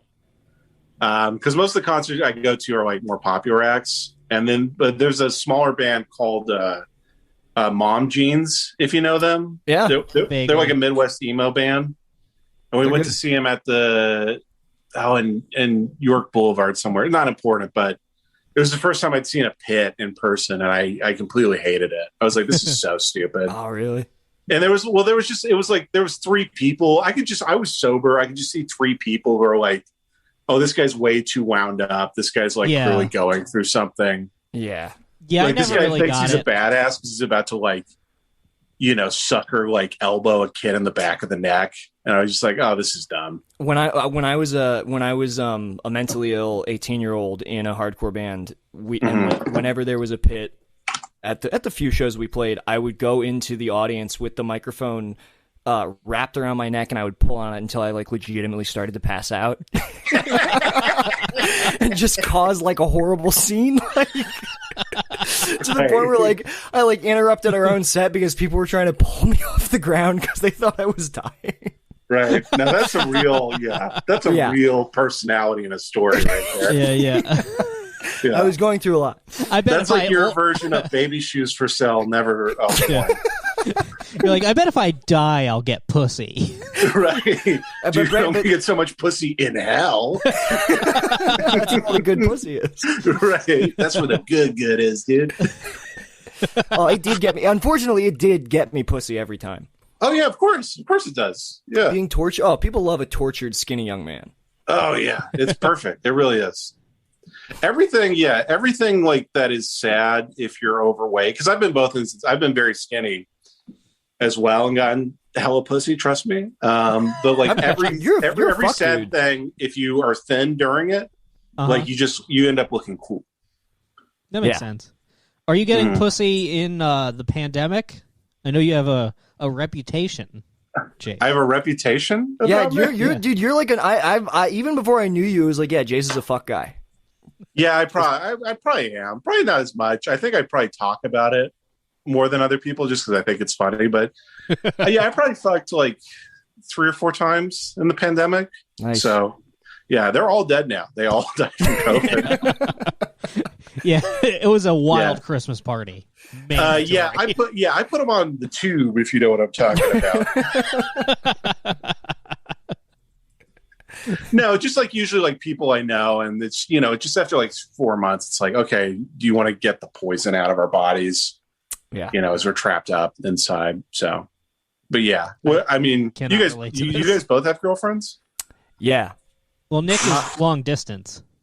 Yeah, well, I started dating somebody who listens to this podcast. Loser. Yeah, Nick really Jamie Kilsteined out. Oh, but it worked. It worked out. You're basically a Comedy Store guy now, dude. No, I mean, well, what's cool is like she hit me up because she's gonna hate this when she hears it. She hit me up because she listened to and liked our podcast, and then she's a musician, and I legitimately like her stuff, and like I like have like fucking like albums of hers like physically, and she like I got like so, and then we were just like talking for a while, and then the pandemic hit, and we were talking a lot, and then I was like. Right. I was like, hey, I think I'm gonna come fly to Chicago and get an Airbnb and like nice, you want to like hang out with me? And she was like, yeah. And then we started dating, and I've just been traveling across the country to see her throughout the pandemic. That's cool. I mean, that's no hate on that. Do you guys think either one of you is gonna move at some point? Oh, sorry. Sorry, my cat is freaking out. Oh, no worries. Oh, fuck, Rita. Jesus Christ! There's a Nick just killed his cat. Rita. So hang on. It really looks like you curb stomped your cat. Go away. What's that like Edward Norton? Jesus fucking. Puts the one Tim on. Shit. And you see the cat. What? I was gonna say, you see on his chest the swastika from the comic book Mouse. Yeah. Dude, this what happened, Nick? There's a cat. So there's a cat that my cat really doesn't like outside the window, and when she sees the cat, she like, because it's another female cat, so she like loses her mind. And when she loses her mind, she just attacked the shit out of my leg. Holy fuck! Jesus, you all right? Yeah, no. It's very scary because this room is like a shoebox, and then I'm just in here with like a, with a wild animal. Right. Yeah. Okay. Hang on. I'm gonna try to let her out of my room. Give me 1 sec. Okay. So sorry about that. No worries. Rita, come on. It would be funny if me and you just stare at each other the entire time Nick's gone. We're clearly too autistic at this point to do a one-on-one conversation. No, I think we can do it. Yeah. I don't know if you're like this. I hate one-on-one conversations because I get really anxious. I think I get apprehensive about it if it's like someone I haven't done it with before. Right. Have we had a one-on-one conversation? Yeah, I'm sure. My voice gets so high. Like an open mic or something. But maybe that was like, I don't know. Maybe that was like, an open mic circle conversation. Right. Yeah. Those are a lot easier. I only hang at the tables, Yeah. Like the cellar. Like the cellar. Yeah. And it's less pressure to meet people at open mics, like a circle conversation, because everybody has their rank. You know how much you're allowed to talk based off of how many credits you have. Right, exactly. Yeah. Yeah, honestly, I loved talking to comics outside open mics, but most of the comics, like 80% of the comics, are part of the reason I don't do stand-up anymore. Because those conversations were brutal. I would rather go randomly talk to a person at a psych ward and talk to most people at an open mic. Definitely. Yeah. No, I mean, definitely God, like a small subset of comedians are like my favorite people to hang out with by far, but it's very small. I didn't post this, but there's a video Bam Margera just posted of, because he's going insane, right? It's actually pretty sad, but he just shot a video of, so you see Tony Hawk being forced to talk to Bam because he has him cornered. Oh, yes. At a skate park. And then Bam just like, dude, this fucking gay guy stole our Beamer the other day and had seen it. Like, he's like just rambling. And you see Tona being like, dude, that's wild. Your Beamer was in Encino and it got stolen? Man, that's crazy. Like, just having to politely not walk away from him. And I was like, oh, this was me for 5 years, like doing open mic comedy. Like it was the exact same feeling. Yeah. Oh, hitting with it, that's wild. Sucks. Yeah. When I was like, wow, that's crazy. Yeah. Oh man, I've had so many conversations like that, especially when I would like make the tragic miscalculation to go to like fourth wall and I show up too early and it's only me and one other guy waiting. Right. Yeah, and it's really like you're talking to you really could be talking to the Joker, Yeah. I remember watching Joaquin Phoenix's Joker with my brother and one other comic and his wife was like, oh, that's so sad. And we were just like, I'm completely unfazed by this. I see this every day. Yeah. It's supposed to be sad and pathetic. I don't get it. Wasn't there who was the open micer who did become a mass shooter? Oh, I was just did he become a mass shooter? I thought he killed his mom and then went on. Jay Twyman. I know him. I used to talk to him in New York. Yeah, and then he cut his mom's head off. Yeah, cut his mom's head off, and then did what podcast did he do? Was it like Legion of Skanks? Legion of Skanks. Okay. No, I don't know. I don't know if he did a podcast, but he got caught outside. This is the sadder part of the story to me. He got caught outside 30 Rock with a headshot and like a letter to Warren Michaels, like in his car, which is somehow sadder than cutting your own mom's head off. Yeah. Yes. Definitely. Yeah. That's the low point. When you get taken down on the ice rink outside 30 Rock. Right. Yeah, slipping and sliding. Yeah, the cops are sliding around. Yeah. Was he? I knew him though. He was a cool guy. He was a little weird, but he was like actually kind of chill. And I think he just had a severe mental break. Right. And he's like in jail for life. Was he traveling around with the head? Did I hear that? Or I'm trying to I don't know. I had just heard it. I had just left New York when that happened, so I heard it from other comics, but yeah, I think he might have had the head in his possession for a while. Okay. He's on stage with it doing like a two-man act. Yeah, the head is Ahmed the Dead Terrorist. Yeah, he had a very funny bit about onion rings that I still remember. It rocks that he was funny. I hope he's he was just weird. He was one of those guys where he'd go up and he'd kill for open micers by just screaming crazy stuff. But yeah, he was a funny guy. Yeah, and you know what? This is like that. Like this is how sad open mic comedy is. That's like I would rank him as the 20th crazy person I've known doing stand up. Well, because at least he made a decision and did something. Mm-hmm. Right. There was a finality to his life. Right. Is that he's in jail now forever. Which is way better than just doing open mics in your 60s. Right. And sleeping in your car until one day you just don't wake up in the morning.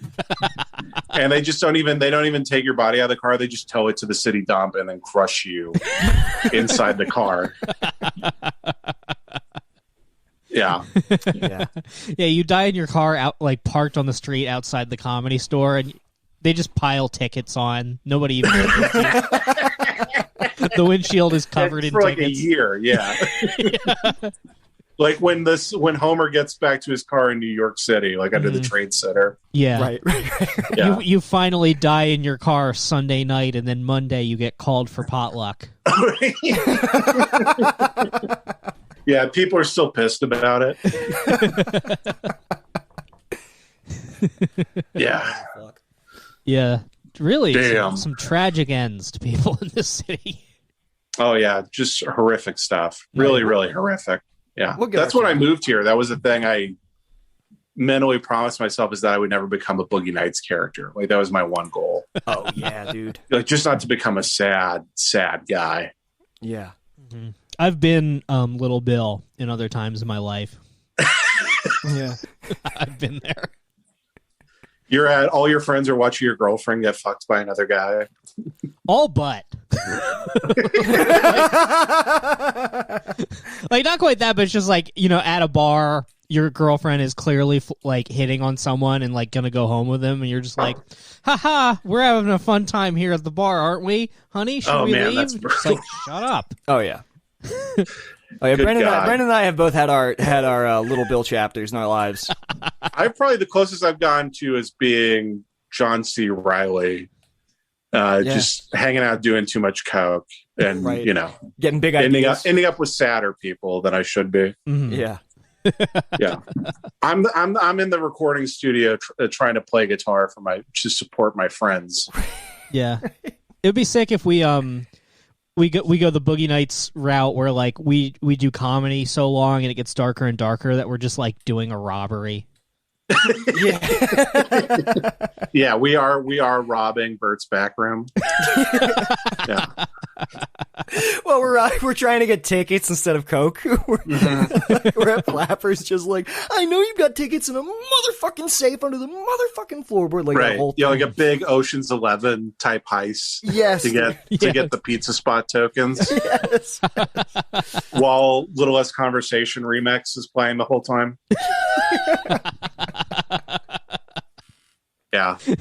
Yeah, it feels pretty good to not do stand-up. And then it felt great because I quit stand-up, and then 6 months later, stand-up became illegal for at least a year. So that was a big validated point.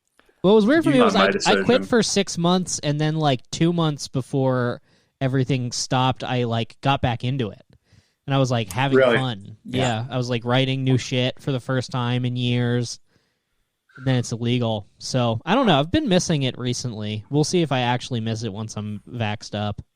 Right. Yeah, I get that. It's just it's more my personality. It's just I'm such a I get so anxious about stuff. Yeah. Even I felt I was good at stand up. I still got You were very good at stand up. Well, thank you very much. You guys are both great, but I got like panicky like anytime I was going up still. So it's just like I don't know. Mm-hmm. Yeah. It just wasn't for me, I think. I that's something that's still like performance anxiety, but just specifically with stand up is still something that it's like I can act, I can do all that. Like I can like live podcasts where I don't know what it is about stand up specifically that like the hump. Yeah, I think it's just it's the ultimate chance for complete embarrassment. Yeah. Like we've all had some I bombed in front of a room full of just 50 just older black women, and I took complete silence, and that was like one of the most painful like moments of my life. I'll still cringe thinking That's not a about that. quiet bomb either. There's got to be a lot of, it was even worse because they were like from a church group, so they were so nice. Yeah. And one was like, "Oh, honey, no. Oh, no, honey." Yeah, I dude, I had a bomb at this was like 2013. It must have been. Mm-hmm. I got on a South by Southwest showcase, not at South by Southwest, basically like a showcase to like go and do South by Southwest. I was on a show with like Pete Davidson, all this stuff, and I've been having good sets, like comedy been going in a good direction, and I do this show at the Stand in New York, and just in front of everybody, in like on a lineup of comics who are all gonna be big in like the next year or two, just not a single laugh.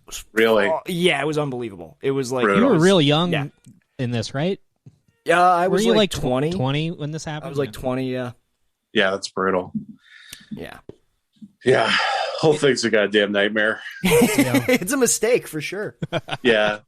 Whole thing's I've been feeling much more rewarded just from doing stuff online and, trying to get an audience that way. Oh yeah, we should talk about your art. We should talk about Sad Drawings by Jace because I'm always sharing it to my stories. I think they're fucking awesome, dude.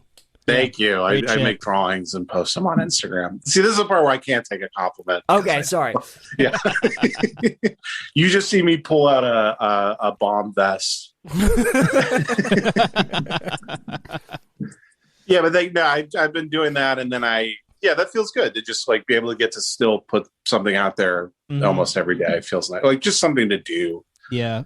To For pass me, the it's time, this podcast really helps a lot because I've tried to like detach myself from anything where it's like I put it up and then I have to keep checking it for likes because that's just so bad for my brain. So I don't think I haven't tweeted in like weeks. Yeah. Right. Yeah, I'm just trying to like not do it. Yeah, that is the negative side effect for sure, is getting addicted to that. But that's storing my life with anything where it's like, food, drugs, alcohol, good pussy.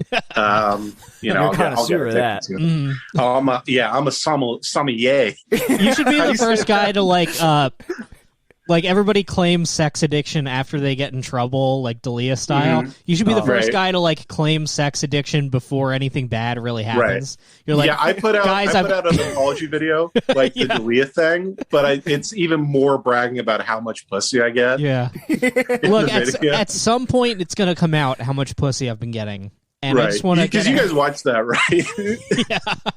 Like, just half of it is literally him just being like, I mean, every night, 40, 50, 60, 70 women wanted to suck my dick, and I fucked them all. I fucked every woman who ever lived. He's like, and I realized that's wrong now. To fuck every woman really good all the time. Yeah. That's it's like we're talking about the kids. It's funny because, like, I heard him on, I forget what podcast it was, but he was like, it was only like 2 years ago, but he was claiming that he, like, does not fuck, that he was, like, married forever, has, like, barely sleeps around at all. And it was like such like a detailed lie. Right. Very well, weird. I feel like cheaters do that. Dude, they've got their alibis, they've got their they Is he married now? Yes. That's a good question. Because I think so. I thought he was single based at the on his time. apology video. Yeah. It's fucking weird. Yeah. and I really barely care. I just think it's funny is all. Yeah. Right. You know, like when Oreo tweeted the other day that trans people exist, I really don't care. I just think it's funny that happened. So tight. Yeah. So tight. And so, and then like Noah Wafers was like scrambling to get their tweet out real quick. I think sorry, go ahead. I was gonna no. It's funny watching the fucking cookies compete. Like watching the dominoes. I think one person literally like seriously tweeted like Nabisco, I am holding you responsible for Noah Wafer's silence. And then like Noah Wafer's like quickly was like, we support trans people and fuck the cops. Fuck every cop. Right. Yeah. It's Sour Patch Kids is tweeting kill white men. Yeah. It's very funny to me. And I think we've kind of gotten to the point of culture where almost every single person thinks it's ridiculous. Yeah. Yeah. I know very few. I don't know if I know anybody except for people on Twitter. Weird like lib accounts on Twitter, like Brooklyn Dad and shit, who like that stuff's good. I've never met a person in real life who has been like, yeah, it's good. I saw the Oreos tweet was cool. It's people who got too much heat from being that guy, and they can't like back out at this point. Yeah. Or it's guys who like it's like people who were edgy comedians for like 10 years and then stopped in 2015, and then they're like, yeah, I'm actually all about what Oreo Cookies is saying, and please nobody look up a video of me before definitely don't look up my WTF appearance. Yeah, please. Right, yeah. Please nobody figure out how many times they said the N-word on Comedy Bang Bang. Yeah, if anybody could please delete my premium blend forever. Yeah, exactly. And it's funny. Yeah. It's all these comics you grew up loving, and then it's like you like Pat or somebody like who's like my hero as a kid, and now all he does is hit the retweet button and go this like pray hands emoji over and over. He was why I started stand up, and now it's just like, oh my god, dude. Yeah, it's just like nobody cares, dude. Nobody cares either way. Like it's just pathetic. Yeah. I guess it's not pathetic because he's rich and his life is much better than mine. You know, it can still be fucking pathetic. I think it's pathetic the way he like not only, you know what's so funny? There's a podcast appearance of his. I think it's on the Todd Glass show where they talk about why it's not okay to say gay or retarded in comedy. And you know, he has that famous bit, gay retards. Like he's right, it's exactly. like a great bit. And the way, and he's talking to Todd Glass, he's like, yeah, he's like, you know, I think like I used to have a joke where I made fun of like gay people, but I think I was doing it like from a place of power. I was like mocking the idea that you would call somebody, and it's like, you liar, you fucking disingenuous, murdering your wife ass liar. Right. Like, that guy, he bugs me more than most comedians. Yeah, well, it's funny to see people take comedies so seriously. Like, 'cause you'll see the anti-PC people are like, they're like, no, comedy's about truth, and you can't censor truth. It's like, it's also not that either. Yeah, no. Like, it's just funny. It's just funny. That's it. Yeah, it does. It can feel like neither side cares about laughing. No, at all. Yeah. But I feel like what you're describing, like, I feel like the the edgier comedians who are successful aren't that way. I feel like it's only like open mic chuds who are like, yeah, my comedy is fucking raw and true. Right. Yeah, or like maybe people who kind of got their notoriety from being that but there is a limit to that for sure. Yeah, definitely. It sucks. Comedy sucks. It's no good. I cannot wait to do it again, honestly. Yeah. I want to do it again so bad. I'm excited to do great. it again, but like it being literally illegal for an entire year is so sick. Yeah, that is I mean, that is pretty here- badass. It's been illegal here. Comedy basically hasn't stopped. I mean, they're still doing it kind of, but it's there's- like it's nice to see it like culturally just not matter. Are any of the big people were pretending venues it was. open out here? Like, Are any of the what? are any of the clubs here doing shit? I know. There's somebody running an indoor open mic. I think it's somewhere on like in Melrose, and they post pictures to the Instagram account of this indoor. I don't recognize any of these comics. Although actually maybe I saw Cole in one of the pictures, but they're just absolutely like Cole is there. yeah, they're just posting like packed indoor open mics with like 20 people in the audience, no masks. So They're doing it, and then Flappers has been still doing open mics the entire time. Flappers will never stop. I think they're doing virtually, right? Yeah, I don't know. I actually did. I found like 2 months in the pandemic, just me drunk and on pills. I find I figured out that they're uploading the open mics that people are paying for virtually. Yes. And they're uploading those to YouTube, and I'm sending it to every comic that I know that I'm like, try to watch like more than 3 seconds of this without why would they do blowing that? your God. brains out. Yeah. Is it I'm a on like pretty the valiant Flappers guy. YouTube channel? Yeah, I think it was like on that basically. Hell yeah. I'm bookmarking that right now. Yeah, you guys that was a fun time. I don't know if they're still up, but it was pretty cool to check out. That'd be so sick. I'm imagining it's like open micers who have moved to LA recently. Yeah. Like, yeah, I really felt stagnant in Chicago, so I decided it's time to make a change, and it's like 9 months into a pandemic. Right. And then I moved to a place that turned into hell within 3 weeks. Yeah, I figured what my comedy needed was a place where it's illegal to get groceries. Yeah, dude, it's also funny, like, being in LA for, like, this, like, I was kind of the mindset, because I like LA, of the mindset, like, I'm sticking out the whole time here. I'm never taking a trip back to my parents' house or visiting a friend or whatever. Mm-hmm. But if you talk to, like, anybody who lives outside LA, they're like, I'm like, yeah, quarantine's been tough. Like, I haven't got to see anybody in, like, 3 months. I'm kind of losing my mind. And they're just like, what are you talking about? Like, life went back to normal, like, within 2 months. Right. For most people. Yeah. If it weren't for my girlfriend living out here, I would have gone to Pennsylvania like day one when I got fired.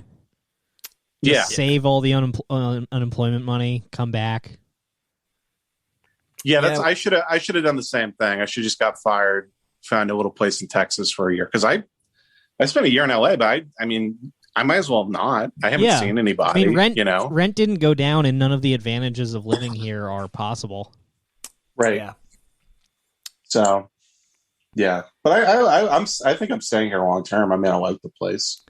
Yeah, I also don't want to. It's funny, man. I don't want to leave. I mean, I might move to like another major city.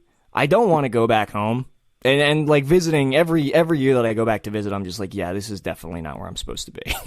Right. Like, this place sucks. And like there's a lot of stuff to like about LA, especially like being in the pandemic and just like walking everywhere and being like, all right, I'm gonna go see shit. I'm gonna go on a little like I'm gonna make up my own tour of like all like the pedophile houses in LA, and I'm gonna like really, I'm gonna like eat. I'm gonna get like fucking good food. There's cool culture here. Right. For sure. Even the people's argument is like the rent's like expensive, and you can't get a big house or start a family. And in my head, I'm like, that's not really. I don't really care about any of that stuff, really. Yeah. And where can you do that you want to live? I mean, yeah, that where I want to live. I mean, I don't live anywhere, so LA is fine enough. Yeah. Yeah, not a lot. Yeah. So When you want to be dead, you can really adapt to a lot. Exactly. Yeah. So the only bummer thing is if I did live in Texas, they really like I'm a 10 in Texas because they really respect height. So Yeah. Mhm. I'm like the George Clooney of Texas, which is a bummer. Yeah, I'm the same everywhere. It doesn't change. There's no town I go to where people are just like, "Who's that?" Right. There's one very specific part of Amish country where you Yeah. feel. No, my whole my basically. I think there's some feedback on Jace's Yeah, end. I think when you Oh, moved your laptop, something happened. Basically, like, my whole thing, my entire dating life has just been, like, a very small percentage of women are just going to be, like, really into me for no reason at all. Right. I'm just going to have to wait for them to drift into my life. There's nothing I can do to influence it one way or the other. Right. Yeah, but I mean, you're a likable guy. You're Yeah. attractive guy. You know. I can talk. Yeah, you can talk. You know. Probably a very giving person in a relationship. Yeah. And first couple dates, till they find out about the podcast, things go good. Things really That is the thing. Online dating, it's always you go on 2 dates and then they're like, "Oh, I listened to your podcast, by the way," and it's like, "Oh God, Mhm. Jesus Christ!" Yeah, my girlfriend, she had a list of questions on her phone that she had prepared. See, this is why my girlfriend came pre-podcast pilled. Yeah, Right, It exactly. was nice. Yeah, it's like you groomed her really through podcasting. Uh-huh. You're right. Yeah, Yeah, No, I get that. I probably date somebody. The problem is any attractive person who likes anything I've made always lives in like Canada or Minnesota or somewhere. Mhm. Right. Yeah. But yeah, I'll get the DMs and then I'm like, "Where are you at?" And they're like, "Fucking Ottawa." And I'm like, "Oh, I'm going to block you now, idiot." See, Jace, you're like, I'm going to block you. I'm like, I'm buying a plane ticket right now. Yeah, I'm just lazy where I'm like, I'm driving 20 minutes tops. Alhambra is my limit. Yeah, dude, it's just like, it's just that Indiana Jones flight map of pussy for me. Yeah, and you always have a tiny Asian child you bring with you. Well, yeah. Not far No, off. that just knocks loose a story of me when I was a younger guy and I was just starting to have sex in LA. Because I've only been having sex like 7 years because of the Christian thing. Oh yeah, had you had sex in college, or how old are you, Jace? No, I was 23 when I had sex for the first time. Okay. So 30 now, you know? Mhm. Oh, okay. But I was out of college because I was still Christian in college. And I drove like all the way down to like Laguna Beach or something, like one of those 2-3 hour drives. Hell yeah. Just because I matched with somebody on a dating app and they're like, "I don't even want to talk to you. Just come to my place and we'll hook up Oh. for the day." I was like, "Tight. I've had sex like 3 times, so this is cool." And Time for me to trek to the pussy. yeah, time for me to. You got to trek to the pussy. You go outside, Yeah. you just have like a sled and dogs. I was literally about to say. That. Yeah, I'm like in Balto, carrying medicine. Mush. This man got a Iditarod the pussy. Yeah, me showing up, big icicles on my beard. But drove like 2 or 3 hours on like a Saturday, and then like just got there at noon, and then we just like made beautiful love for like a couple hours. Oh, yeah. I slept. We did it again, and then it was time for me to leave. And then I walk out into the living room, and she has like this huge, like I swear to God, like 6 foot by like 3 foot wooden sign that has burned into it 867-5309. And I go, "Oh, you must be like a huge fan of that song." And she's like, "What are you talking about?" I was like, "The song 867-5309. She's like, "I have no idea what you're talking about." And I was like, I just like walked out the door. It was like very, very weird. And then I realized I'm like, "Oh, this is a crazy person that I just had sex with, like because I'm an idiot." Yeah. See, I would be afraid like a 3 hour drive. In my experience, you really got to catch not that I've ever like I've never like gone over to a woman's place to fuck from like an app. There's always a date or something. But Right. I feel like most of the time it's like, "Hey, do you want to go do this?" Like if I gave the woman 3 hours to change her mind, I'm going to show up and she's just going to not answer my texts. Dude, Right. One time, 4th of July, I drove from D.C. to Pittsburgh to fuck a girl in like a Holiday Jeez. Inn. Yeah, I needed it. Right. I needed that W. You were on a train next to Joe Biden.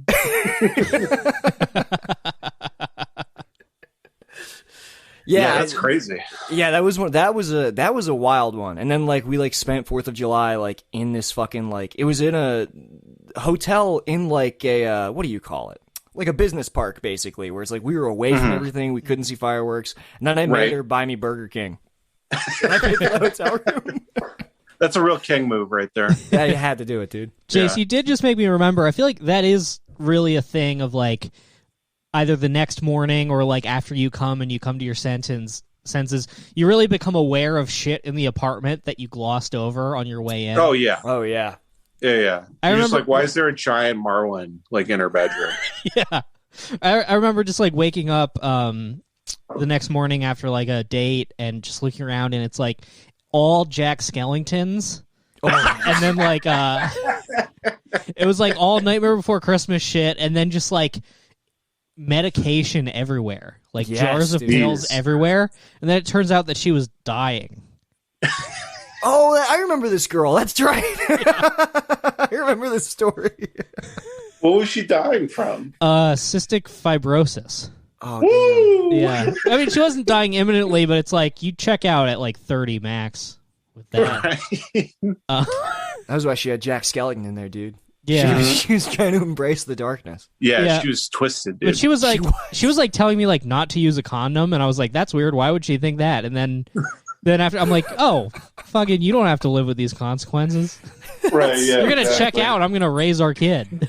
Right. Yeah. Oh man, that's brutal. Yeah. No, I've done some really. I've had sex with some brutal people that you don't realize until afterwards.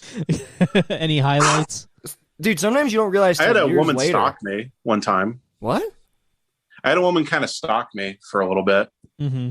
for like a couple weeks. Like she wasn't like following me and driving because I never do anything in my own place because I live with my brother. So I that's love just that weird. move. Yeah. Yeah, so I'm like John Wick. I'm just always I have a big violin case I'm carrying around. But she like kept like sending me like these like I basically told her I was like, hey, went on a couple of dates, not interested, and then she kept sending me like these paragraphs texts, and I asked her to stop. She wouldn't stop, so eventually it gets to the point where I just block her. And then she does the same thing on Instagram, block her there, does the same thing on Twitter, block her there. She creates another Instagram account, block her there. And then she got like a burner phone or like a Google phone number, whatever. And then I blocked her there. And then eventually kind of like, it was very flattering, a little scary, but it was flattering. Damn. Yeah. Plus she was like a 5 foot tall Asian woman. So I wasn't really like horrified or anything, Like I could kick her ass pretty easily. Unless she came strapped. Right. Well, I always keep a gun on me. Right. She might kick it out of your hands, dude. Yeah, Jace always that's- keeps a that's true. small pistol in his ass when he fucks. Right. Yeah. He pulls it out to hold it against her temple while he fucks her. Right. Yeah, just covered in shit. I have one of those guns that comes out of the wrist, except it's in my tank. Yeah, you have the taxi driver like Yeah. extendo gun, but like you're nude, so it's clearly visible. Right. It would be awesome if Jace is like fucking this woman and he's fucking her so wildly that like he sneaks the gun out of his ass, pushes it against her temple, and then puts it back in his ass. And then like the next morning she's like, hey, was there a gun last night? Did you take a gun out? I'd be like, no, what the hell are you talking about? My fake accent I use on dates. What the hell are you talking about, dude? Yeah, I thought, but I keep the dirty, hairy, like cop shoulder straps with the gun under the armpit. I keep that on with no shirt while I'm doing it. I tried to that was a bit I tried to do. I forget how it went, but basically, like the idea was that I wanted to have just a holster but no gun, so people think I'm really mysterious.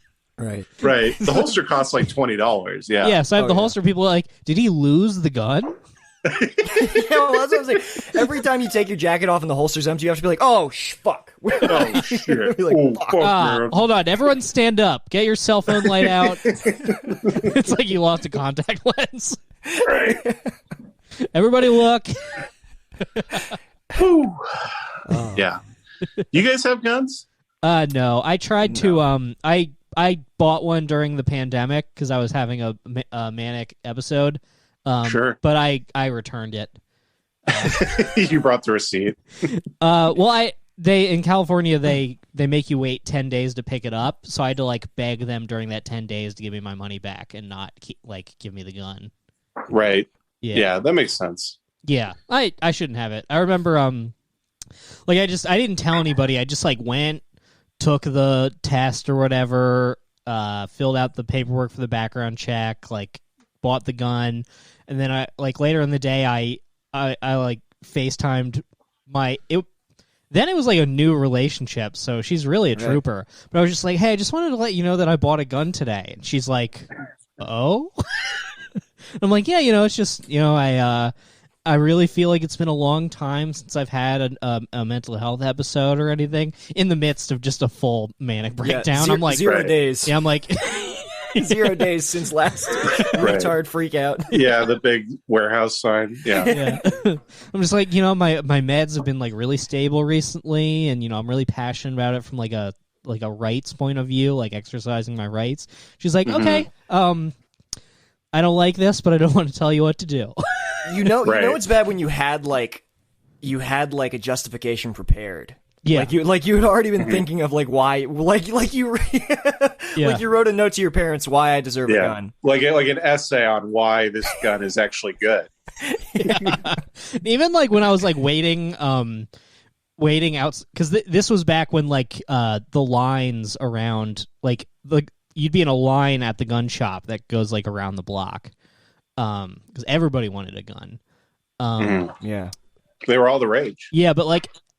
I even remember being in the line and it being like, I'd been there like 4 hours at this point waiting and being like, I think I might be having a manic episode. But then I was like, but I already waited in line for like 4 hours. I can't quit now. Yeah, I almost had, because we have like a bunch of guns back in Texas. I almost had my parents mail me some guns. that seemed a little risque. Hell yeah. Yeah. My buddy what guns? What's that? What guns were you going to get mailed? They're all shotguns. Okay. All shotguns and rifles. Yeah, I'm not a handgun guy, but we used to go hunting sometimes. Yeah. Yeah. So I'd like to go hunting. I've only ever target shot. Yeah. Hunting's sad. Because you shoot something and then you just watch it like die in front of you. It's like utterly like sad. Yeah, now that I'm thinking about it, if I'm crying at Rise of Skywalker, I bet that hunting is gonna not go so good for me. You will not. I used to go with my dad, and we go dove hunting, and I was like the bird dog. So he'd like shoot it, and then the bird falls, but it's like bird shot, so it's not like dead or anything. And then I'd have to go run after and get it, and then you have to rip its head off, to make sure it's dead. And then its like head is still like opening and closing like that, and the eyes are looking around. It's very, very morbid and dark. Damn. Yeah. Yeah, and that's why when I have sex, I have to have somebody step on my balls and crush them. You need them to crush your bird. Right? Yeah, exactly. Grab the head of your dick and twist and pull. And I'm like, I'm sorry for what I did. My buddy just invited me to go shooting with him, and I was like, "Are the gun ranges open?" He's like, "No, we're gonna go shooting out in Joshua Tree." And I was like, "What do you shoot?" He's like, "Rocks, the sand," and I was like, "Hell yes, I'll go fucking shoot the ground with you for a weekend." That's better than a gun range. It's just to shoot, just shit outside, just like seeing how close I can get it to my foot. Yeah, exactly, dude. Shoot a bullet up in the air, see what happens. Yeah. Yeah. I hate gun ranges because they're so like, you're standing next to a stranger. Yeah. With like the biggest gun you've ever seen indoors. It's kind of disheartening. Yeah, it does strike you where you're like, you look around, you start eyeing certain people, and you're like, if that guy decided to take us all out, what would happen? Yeah, he's right to do it. Yeah, because I know, like, when you're standing next to a ledge and part of you's like, what if you jumped? But you don't like want to, but your brain still thinks that. Mm-hmm. Like, it's the same thing at like the gun range. You know what I mean? Right. Yeah. Like, what if I just turned and blew this guy's? And I know he's thinking the same thing. Whenever you're presented with those threshold moments in life, it's like it is like a doorway, like a wormhole, like pulling you towards it. Where you're like, I want to go through this door. I mean, I don't want to go through this door, but it's calling me for sure. I think this is maybe. I get that driving all the time, where I'm literally like, oh, you could just drive into this 18-wheeler and just like just obliterate everything. Yeah.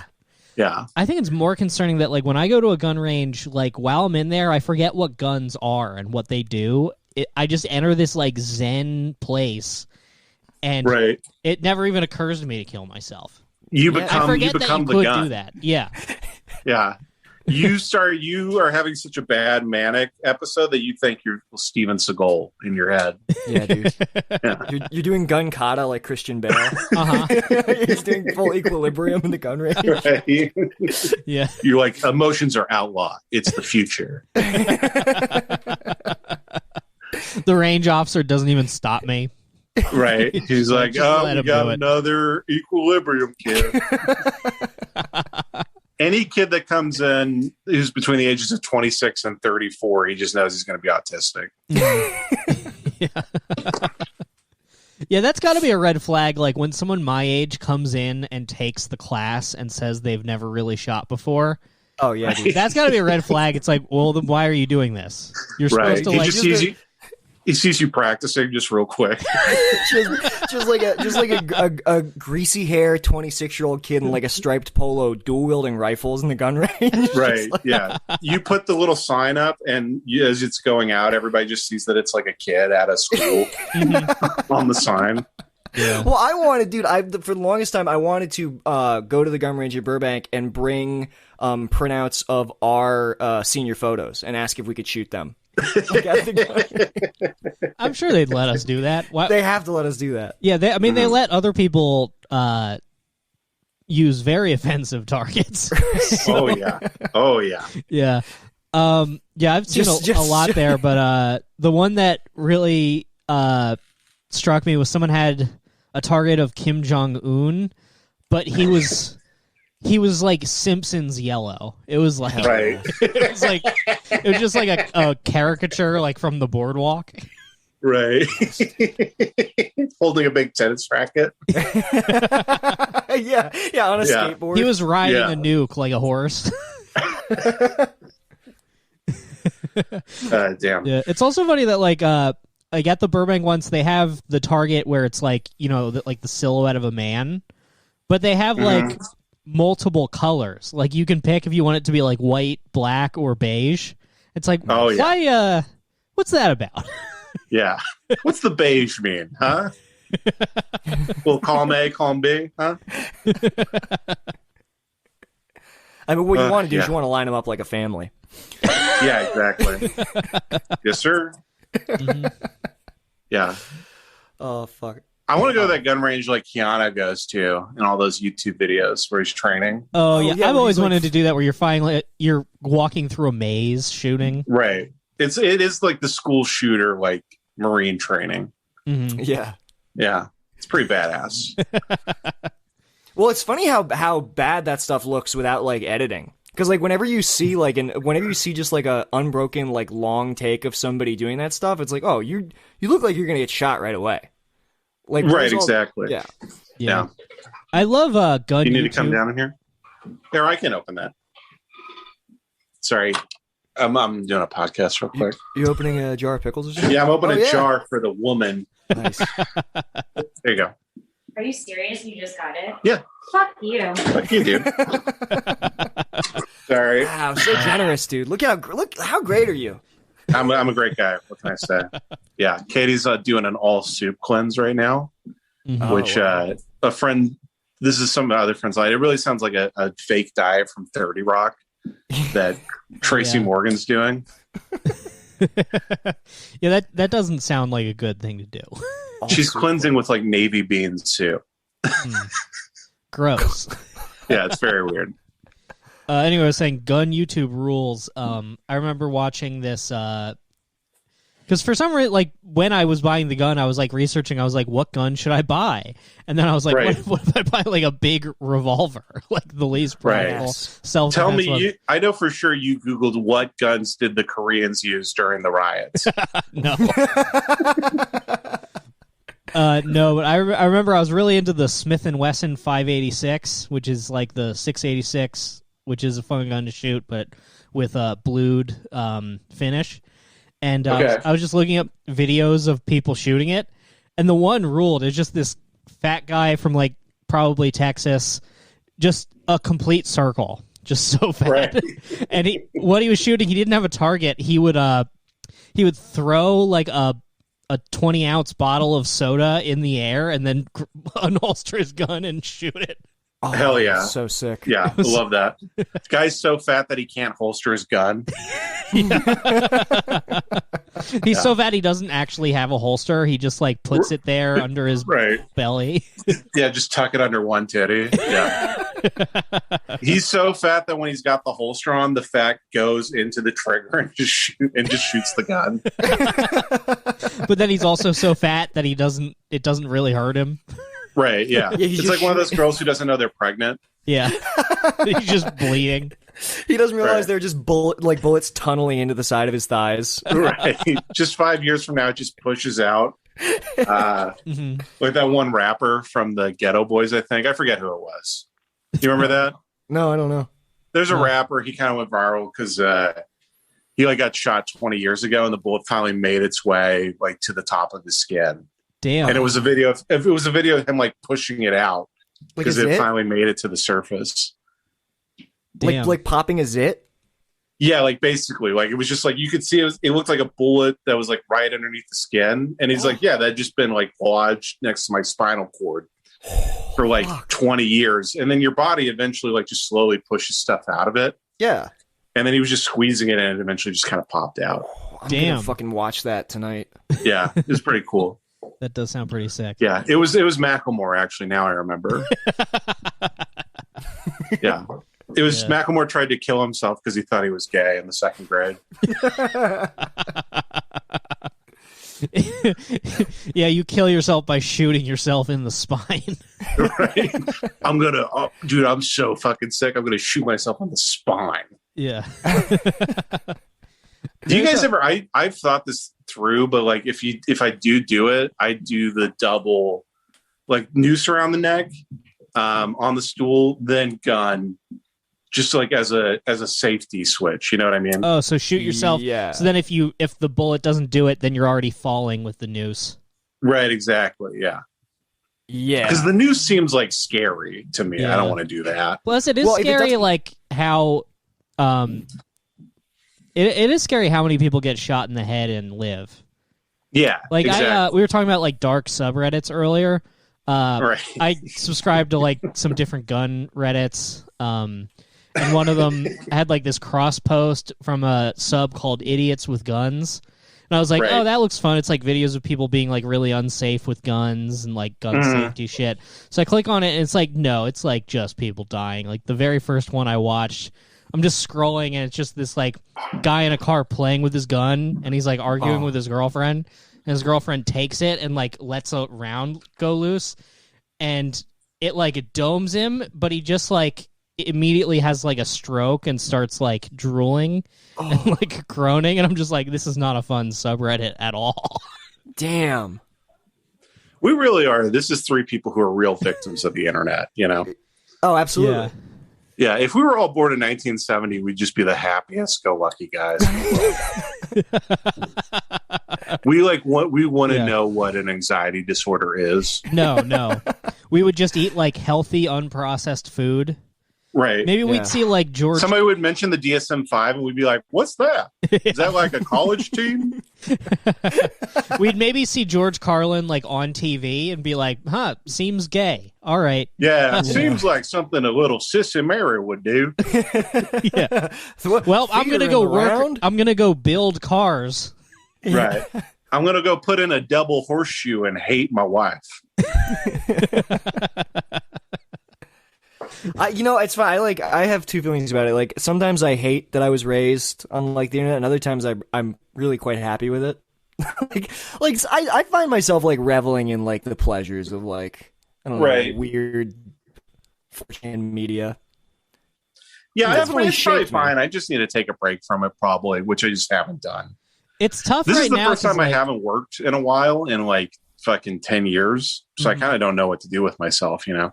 Yeah, I've been going through waves where like it's been since like June, so like for the first couple months it was sick, and then it started getting really dark, and then I had my first semester of college, so then I was like busy not thinking about it. But then in between like my break between the semesters, I just crashed and I was like, I'm such a piece of shit. I'm such a loser. And then now I'm back in school again, and like it feels better, but then also it's like reminding me what a fuck up I am. So I'm 29 and I'm learning how to factor polynomials. It's like, fuck it, I forgot about polynomials. So you just said that. Yeah, I mean that's kind of the point I'm getting to, where it's like, oh, I'm such a fuck up. I'm like 30. And I'm like trying to get reshared by like this leftist Instagram account. I'm worrying that I'm getting too many woke to racist followers and I'll get canceled. So I gotta post more racist stuff now so my audience doesn't cancel me. It like, damn, you guys dude, say you feel real. like losers, but this does feel like the new benchmark for our generation. This is kind of where like it feels like a lot of people are at. Oh yeah, for I sure. guess so. Yeah, all of this, that's the thing with like depression or anxiety, is like all of this, like when put under a magnifying glass, like immediately falls, like, you know, like just folds in on itself. But you know, I guess I'm really I kind of get to remember... the point where I think it's just more chemicals than anything. It's just dumbass chemicals. Absolutely. Yeah. And if you just eat nothing but like salads and work out every day, like you won't feel like that. It does help. I've gotten all like junk food and processed food out of my diet in the pandemic too. Like I'm only snacking. Oh, that's on, like, great. Yeah. I'm trying to I'm just trying to cook every night. Only snacking on like carrots and nuts. Right. High fiber. I feel I'm like, I wish I had done this when I moved to LA instead of like getting depressed and just like getting Jack in the Box for every meal, because that made it all worse. Yeah, that's been the struggle now. Wendy's Is I keep going back and forth. Like when I got that diagnosis about my liver, I was eating pretty healthy for like 2 weeks. And then just like, that is like the one big addiction for me is just food. Mm-hmm. So it almost feels like getting sober, as gay as that sounds, but that's kind of how it is. I do feel kind of good because like I've been trying to eat better. Not really eat better, just eat less. Like been eating 1,500 calories a day, trying to lose weight. And today I was like, man, it's been a while since I've had like a disgusting meal. Let me have like a really like light breakfast and like light lunch so that I can fit Wendy's into my calories for dinner. And I felt like someone shot me. It felt awful after I ate it. Dude, that's what I was telling you. That's real eating disorder logic right there. I did that like last week where I didn't eat all day so I could get Wingstop at like 4. And then just like literally, like I would have felt healthier if I just cut one of my hands off. Well, once you binge stop, so hard. Yeah, I've been getting. It's really fucking hard, but I'm starting to teach myself to like stop eating before all the food's gone. Mm-hmm. Yeah, it's so hard. I have to like hide the food from myself, like put it on a different plate. One thing that helps me is even if I am going off the rails, like I know it's kind of gone, like just kind of trying to be present while I'm going off the rails.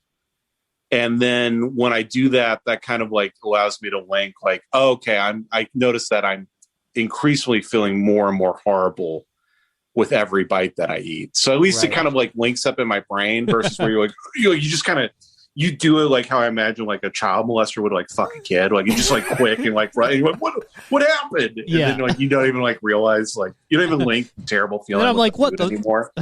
Like what the food wanted me to eat it. Like we're different. Right. Like you guys are pigs, but like what me and the food are doing is like different because the food's okay with it. Right. Yeah. You know, I was molested. I can't think of an analogy. Just I was molested. Yeah, with food, I really do have the logic of like, have you guys seen? Is it Spotlight? What's that movie? Spotlight. Yeah, Spotlight. Yeah. The priest who like is like, no, well, because I was molested. I just give the boys pleasure. It would be wrong if I was coming.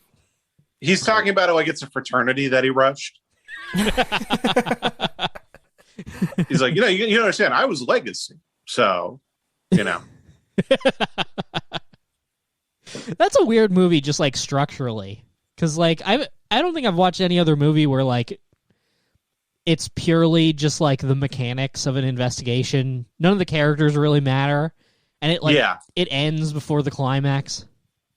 Yeah, it's very like it's because it's not even like some grand thing. It's just like, yeah, this is what happens, and then at the end, it's such a bummer movie because at the end they're like, by the way, no one was punished, and here's this story happens, and here's 800 cities in the world where this is also happening. Mm-hmm. Oh, it's brutal. Yeah, and then now we're back where we're like, what, you think that there's secret pedophiles? Okay, right. QAnon MAGA guy. Yeah, fucking Q. Yeah. Okay, go storm the Capitol if you think pedophilia exists. Right. Excuse me, Queen, we're bombing Syria now. Yeah. Oh, fuck. Yeah, it is funny to watch everybody like, because I feel like people just follow that conspiracy theory route just too far. Mm-hmm. Like, and then you end up in Q territory, which is nonsense. But like the beginning, like stuff, I feel like is based or like at least somewhere around the truth. Yeah, I mean, usually, like Jeffrey Epstein existed, and he had a pedophile sex island. Oh yeah, right, so exactly. It's not crazy to be like there are secret pedophile elites. Right. That reminds But then people me. just keep going, and it's like, oh, Tom Hanks is like raping and eating kids. Oh, yeah, and- what's I mean, wrong with that? he's not eating them. That's crazy. He's not eating them. Okay, my apologies. But more funny that Trump was going to like parachute in during the inauguration, like he was in Mission Impossible. Yeah. Is very That is so sick to go from like, to somehow go to Pizzagate to like Trump is secretly still president. Yeah, that's like actually awesome to be that. To be that like off course. It's great. Like I don't even know how you would like walk someone back from that. I think you just have to kill that guy. Like Right, yeah. You're never gonna fix It's his funny to brain. see somebody who's like so like completely wrong that everyone can agree about it. Yeah.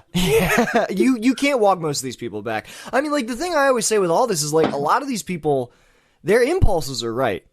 Right. Like yeah, you shouldn't trust the government. Like there is crazy shit going on, but it's like you can't teaching them how to discern and I guess like you could say the same thing about whatever we believe too. But it's just it's frustrating. It's because like I want to meet these people in the middle on a lot of things, and they always just take you down a path where you're like, there's no way I can co-sign this. That's the problem is like, especially like I feel like I try to make stuff that like makes fun of both sides. Sorry, I just said that, but we get it. And then you always have like whatever side you're making fun of is I'll have these fans who are like here on either side, and it's like I also don't agree with whatever you're saying. You know what I mean? Yeah. Mm-hmm.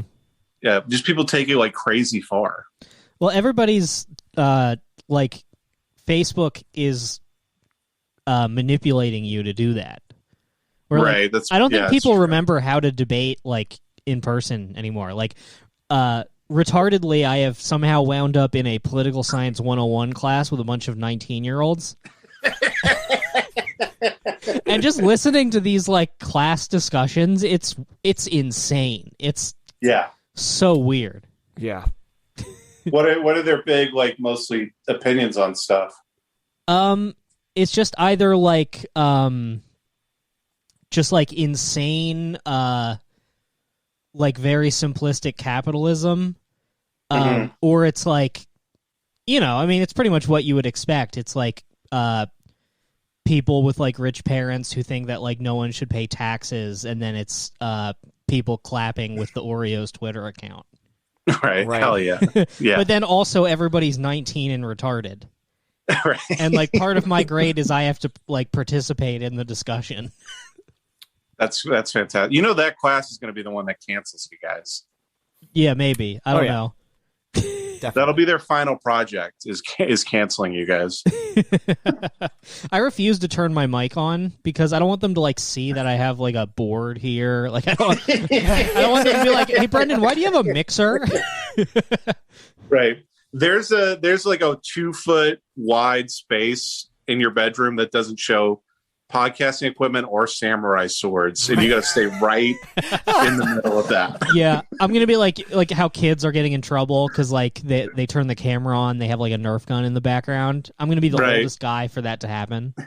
Right. Except I just get swatted. Right. You're gonna be like that girl who had her mic on while she was having sex accidentally. Oh, that Except happens? it's just your girlfriend begging you to fuck her.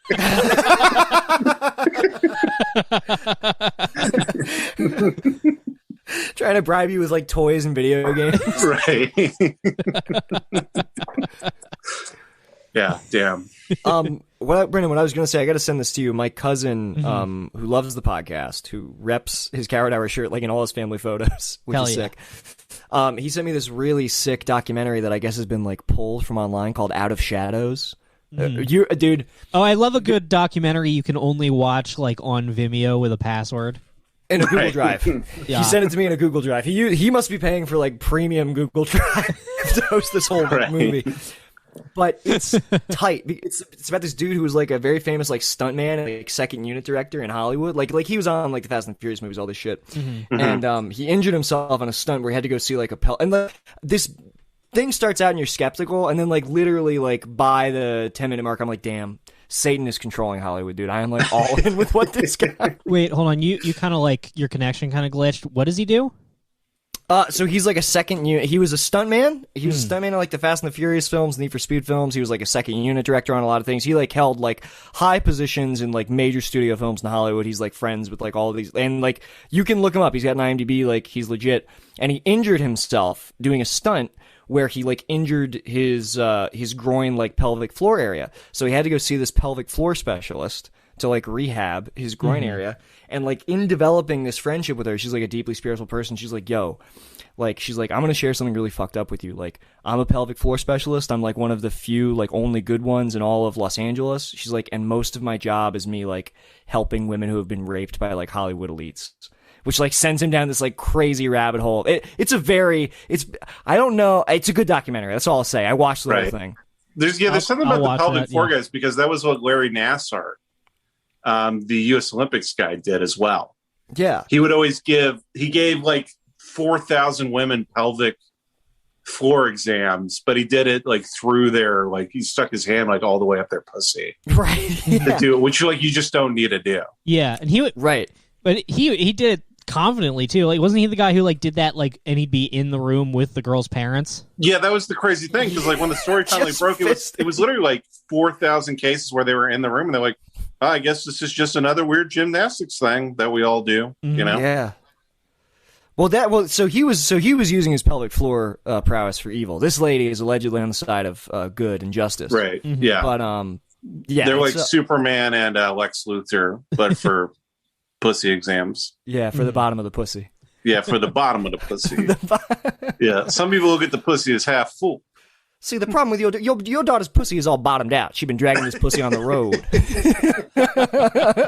So, well, essentially, if your daughter's pussy was a car, the rack and pinion is leaking. Right. Yeah, see, the Chinese team does so well because they got the smallest pussies on the Olympics.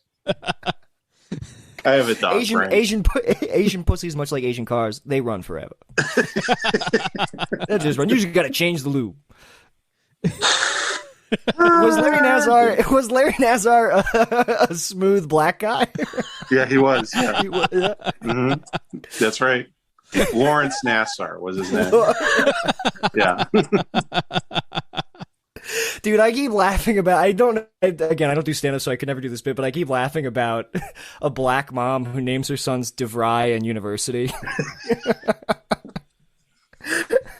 Nobody to say that joke to. Right. How would you even do that in stand-up? I have no idea. I wish that's how stand-up worked. You just be at a notebook. You're like, what about this? What about... You just Rod Serling the bitch. You're like, imagine if you will. Right. A single black mother. No, I straight up did that today where I was like, okay, City Slickers 2, what about Titty Lickers Goo? And I'm like, what am I going to do with that? Yeah. Like, literally, where does that go? You say that, you look up from your notebook, you're like, no? All right. Cross that one out. The Legend of Curly's Ass? Anybody? Yeah. That's your Joker notebook. Write my Joker notebook. Yeah. The worst thing about being gay is having to tell no one. Yeah. Honestly, my only complaint about the Joker movie is that he got booked more than I do. Right. That was a booked show at a club. Right. Yeah. Yeah, I love the Joker. He's a great guy. Yeah. He's my It's- hero. It's my mom's reaction to that movie was literally like she fell in love with the Joker. Oh yeah. Like, yeah, she started sending me. She saw Joker, then she started sending me a bunch of Joker art on Instagram. And Hell yeah. and like, there's like a time difference, so I would just like wake up at 6 a.m. My mom is like sending me paintings of the Joker. Right. That's great. And then I guess there were a bunch of like protests in South America where people were like rioting in Joker makeup, and my mom was just like sending me videos, just like love this with like a heart emoji. Oh, I love that for a year Joker makeup became Pepe the Frog. Right. Yes, dude. Yeah, moms love, because I knew a mom who also fell in love with the Joker. I think it's because he was a dancer, honestly. I think that's why moms love Joker. That's a good point. Because the mom I know, she kept being like, he could only express himself through dancing.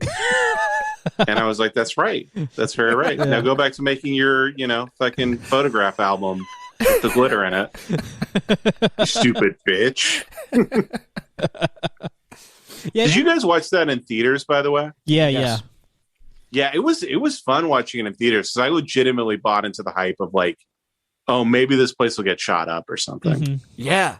Oh, Yeah. yeah, dude. It was exciting. It's like being in Yeah. the splash zone at SeaWorld. Mhm. Yeah, I think even I saw I wrote Tarantino a- talking about this, but he said like he thought the movie was bad until it got to the talk show scene, and he goes, the tension. He's like, you had to see it in the theater because the tension is just insane. I was literally like in my head, it was like when I'm on a plane because I hate flying. I was like, oh, when he finally shoots the guy, that's when the guy will just open fire inside the theater. Right. Yeah. But I'm also an insane person. I don't know. Maybe that's too far. No. I think that's. I think a lot of people were feeling that way, and it was Right. exciting. Yeah, it was fun to go with a big group of boys, joke about which one of you brought the gun. Right. Yeah. And all of you have a backpack there that you haven't opened. Yeah, that was I feel like like- a great of nights in Los Angeles. That was probably one of my better ones. It was me and the boys. We got barbecue. Then we went to the movie theater next to Flappers. Watched yeah, Great Joker. night. Loading up on meats. Mm-hmm. And then, Yeah. do you remember they weren't there were theaters that were not admitting single men. They were Yeah. like, as a policy, we're not. If you show up and you're a single young male, we won't let you into the theater. It's like, Yeah. fuck off. Yeah. It's funny that was like literally like the like public enemy number one was the Joker. And then 5 months later, like we entered a global pandemic and like literally just America's like kind of over. Yeah, I wonder It if is. mass shootings are gonna like once people can go places again, if we're gonna see like if they're gonna kick back up like all at once. Yeah, I'm surprised somebody hasn't shot up a Zoom class. Like driven to their teacher, like driven to their Oh, teacher's yeah. house and like shot it up or something. On the shoot Zoom. the webcam like James Bond, and then the blood goes down the screen. Ding, ding, ding, ding. Right. Hey Emma. Yeah. Aw. That's cute. Boys, I hate to cut this short, Uh, but we've been going for about Yeah. 2:45, right? Yeah, My legs are pretty much numb at this point. Yeah, I well- can't sit down that long. Oh, damn. Oh, Hey, sorry. Emma, come here. I want to see if I can get Emma on the thing. Oh, look. We're not Yeah, that's using Emma. the video, She's unfortunately. cute. Right next to Epstein's temple, right there. Damn. Dude, what does Emma know? Hell yeah. Emma's done some nefarious shit. All right, you have anything you want to plug before we call it, Jace? Just my drawings. Follow me on Instagram because I have more followers there, so I want more followers there. It's Sad Drawings by Jace. Jace is spelled Jace. So Nice. Yeah. that's it. All Jace right. is a. Thank- Oh wait, hang on. I was gonna plug something real quick. Yeah. What? Please follow me on Letterboxd. I'm having so much fun on Letterboxd. I would like more people to follow me. That's it. Yeah. All right. Well, thank you very much, Jace. This was fun. All right. Yeah, thanks for having me, guys. I really like you guys are both very funny, and I always have fun talking to you guys. So Well, thank you. this was nice to give me a little bit less of a dog brain for a week. Hell yeah. All right. So, Thanks, all man. right. See ya. I'll see you guys. See ya. Knock, knock, open up, it's me, the crazy, shady, faded fucker, so rock the G. See a lady, make a baby, lead her on in peace. Only time I give a fuck is for my own release. That's why I own these streets. Straight up, portfolio, showing growth, fuck a pay cut. Yeah, you know I stay slut. Catch me in the spot, looping up for the self-suck. Oh fuck, I busted already, I'm coming bucket so heavy. My dream of cream coming steady, now my mouth open, I'm ready. I'm talking solo, heavy petting on a Friday night. Not talking bashing the bishop, more like Nantucket's delight. I'm taking all the time I need to do it just right. Got my candles in the fishnets cause it's on tonight. Oh that's right, it's time to fillet, no need to debate me. I suck until I go ooh wee and spray my white pee. I got that ski.